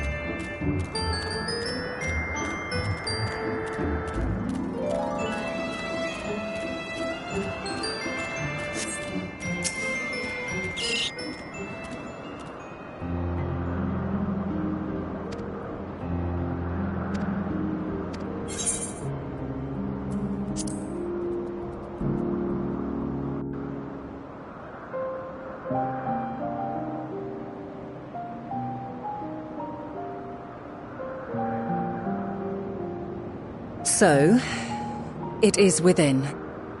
The portal that brought you hither, and will take you home.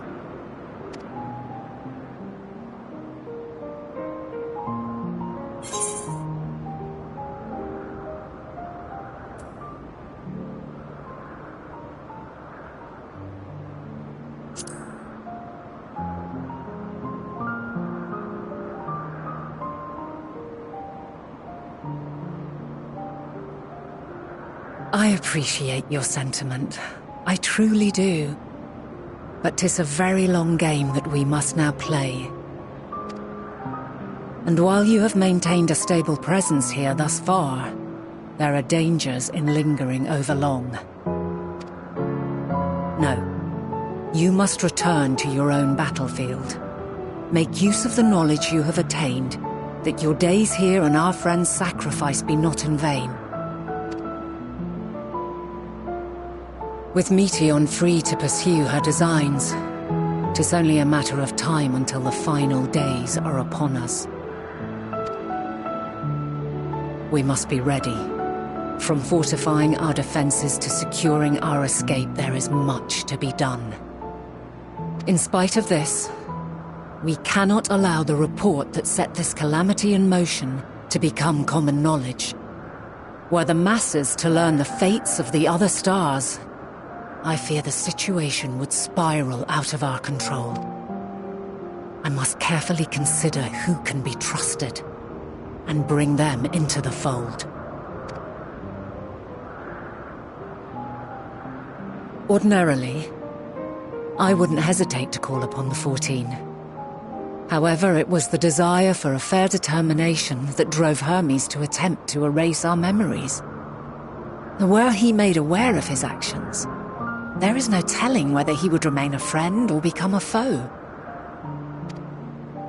Alternately, we might try to alienate him from the convocation. Yet in doing so, we would deprive ourselves of a brilliant mind who would be invaluable in the crises to come. Quite the dilemma. Which is why I must work independently of the convocation. Regardless of how we proceed, if we are to permanently avert the final days, we must be equal to Hermes' challenge. We must prove that mankind is worthy to exist. And this hinges, I think, on how we confront the all-consuming despair that accompanies a senseless and seemingly inevitable end. Bewildered and divided, we would perish like the peoples of those celestial ruins. We could not hope to survive the final days, much less take the battle to Meteon at her nest. We must find a way to defeat despair, to unite and prepare as many as possible for the struggle ahead.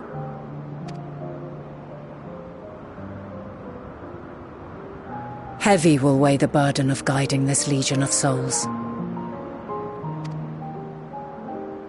Yet I have faith in mankind's potential. As long as he believes in himself, there is naught he cannot achieve. So I will not give up on him. On us. You may find your world to be very different. Or perhaps the erasure of our friends' memories has sown the seeds of a conjunction between us. We cannot know until the moment is at hand. So shall I strive to do my best, taking naught for granted as I walk my path.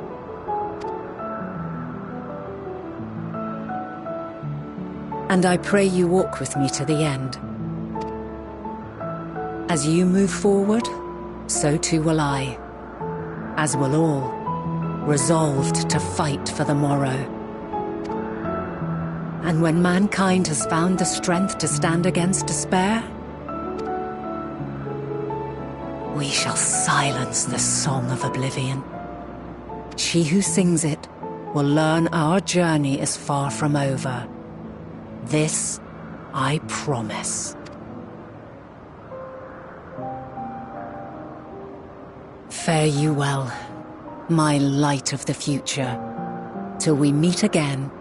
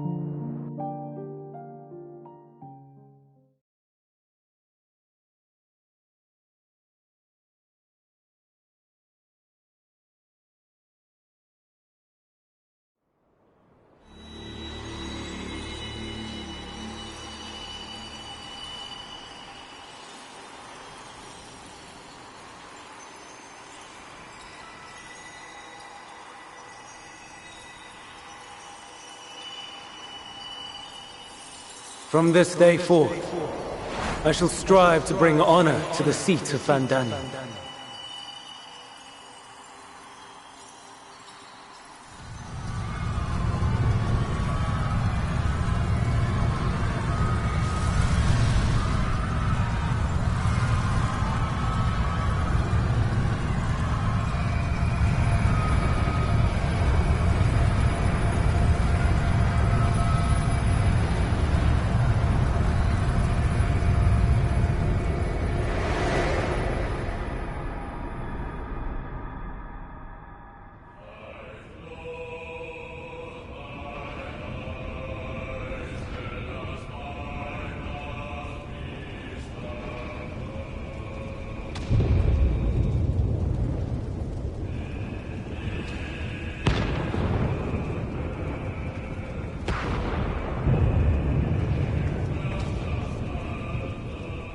Even now, I remember standing there, locked in a moment where the sky is aflame.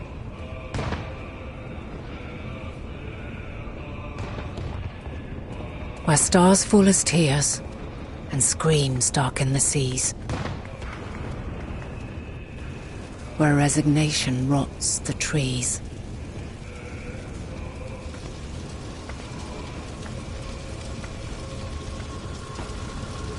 Where terror twists magics into abominations. Such is the lament of they who have gone before. The song of they who tried and failed to create a better world. The song of the end.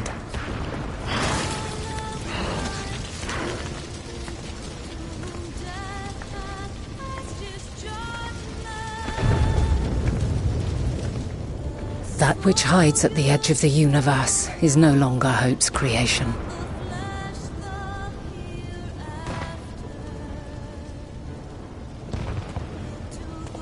It is hopelessness incarnate.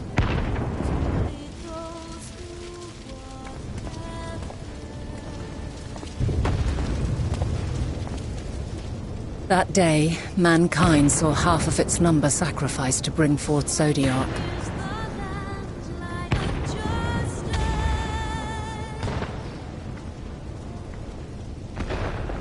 And covering the star in a shroud of ether, we forestalled the final days.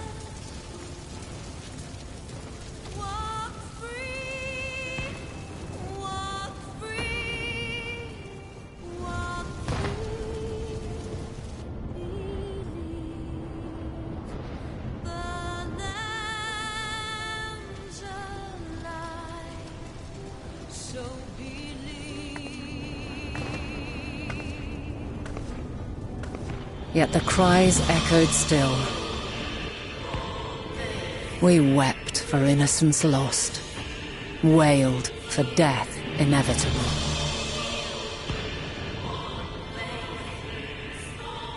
A reality too terrible to bear. And for too many who sought comfort in gilded memories of joyful days and tranquil nights.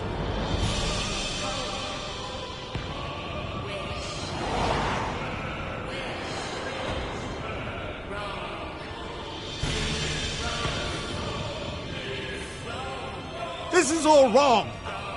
Why must we suffer so? It needn't be like this. No. There must be a way to restore things to the way they were. To reclaim the perfect paradise we once had. No, my friends. Suffering exists, and we cannot pretend otherwise.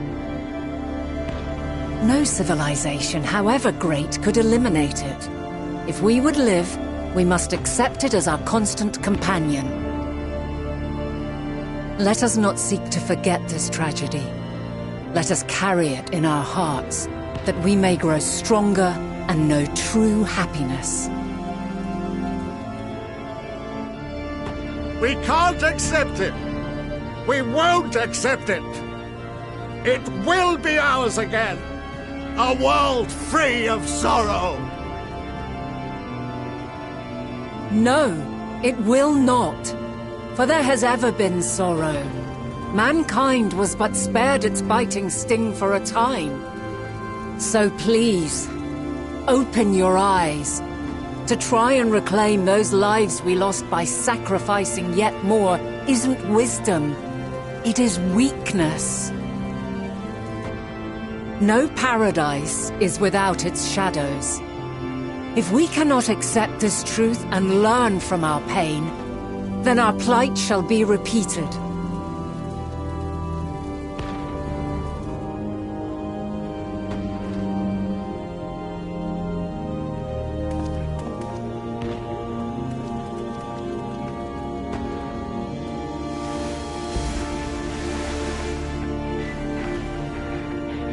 O mighty Zodiac!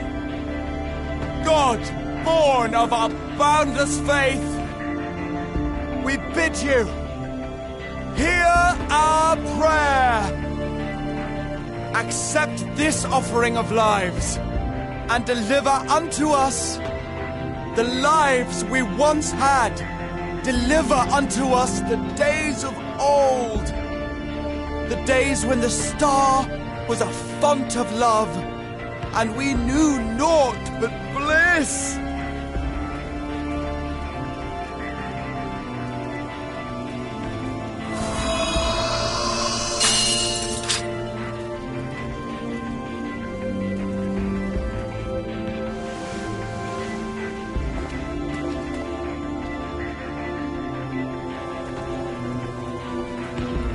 You would destroy it? Our beautiful world?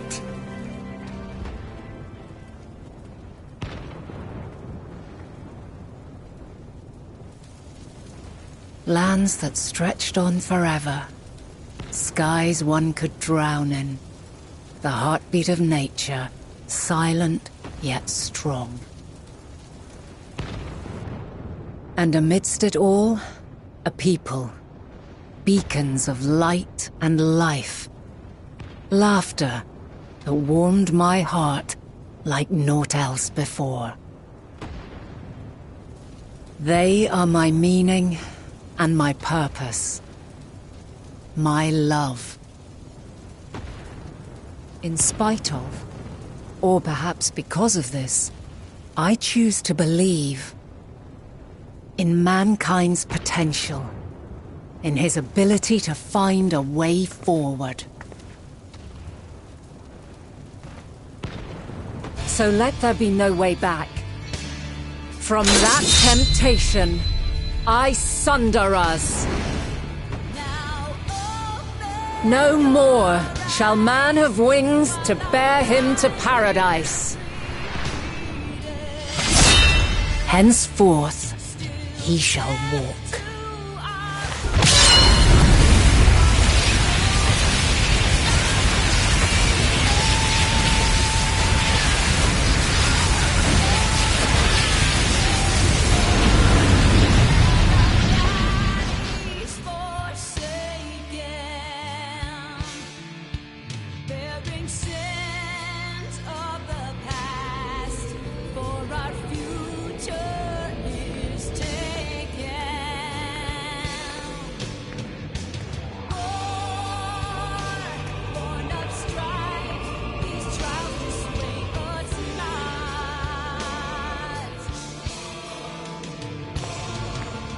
All is excruciating pain.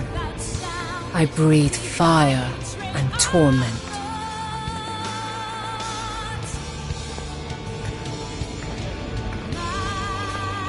I birth a world of suffering, to mire and plague.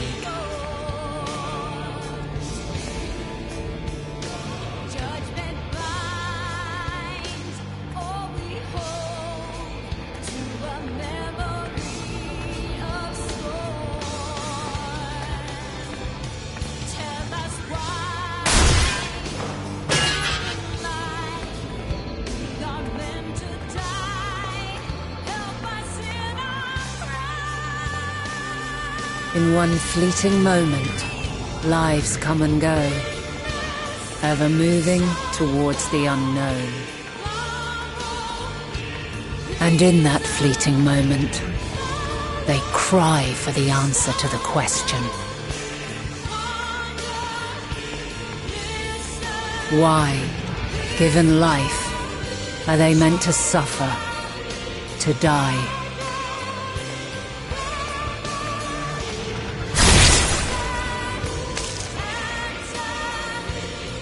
As fragmented, imperfect beings, yours is a never-ending quest.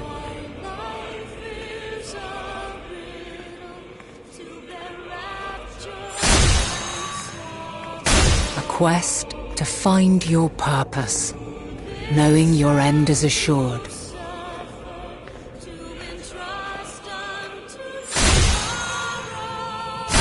To find the strength to continue when all strength has left you. To find joy, even as darkness descends. And amidst deepest despair, light everlasting.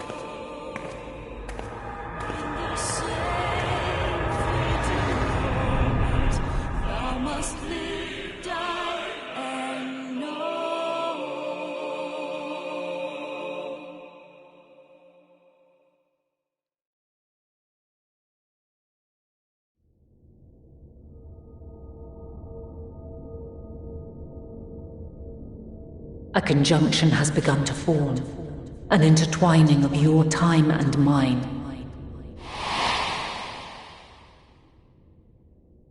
When you truly understand what is at stake, and your journey has prepared you to surmount the insurmountable,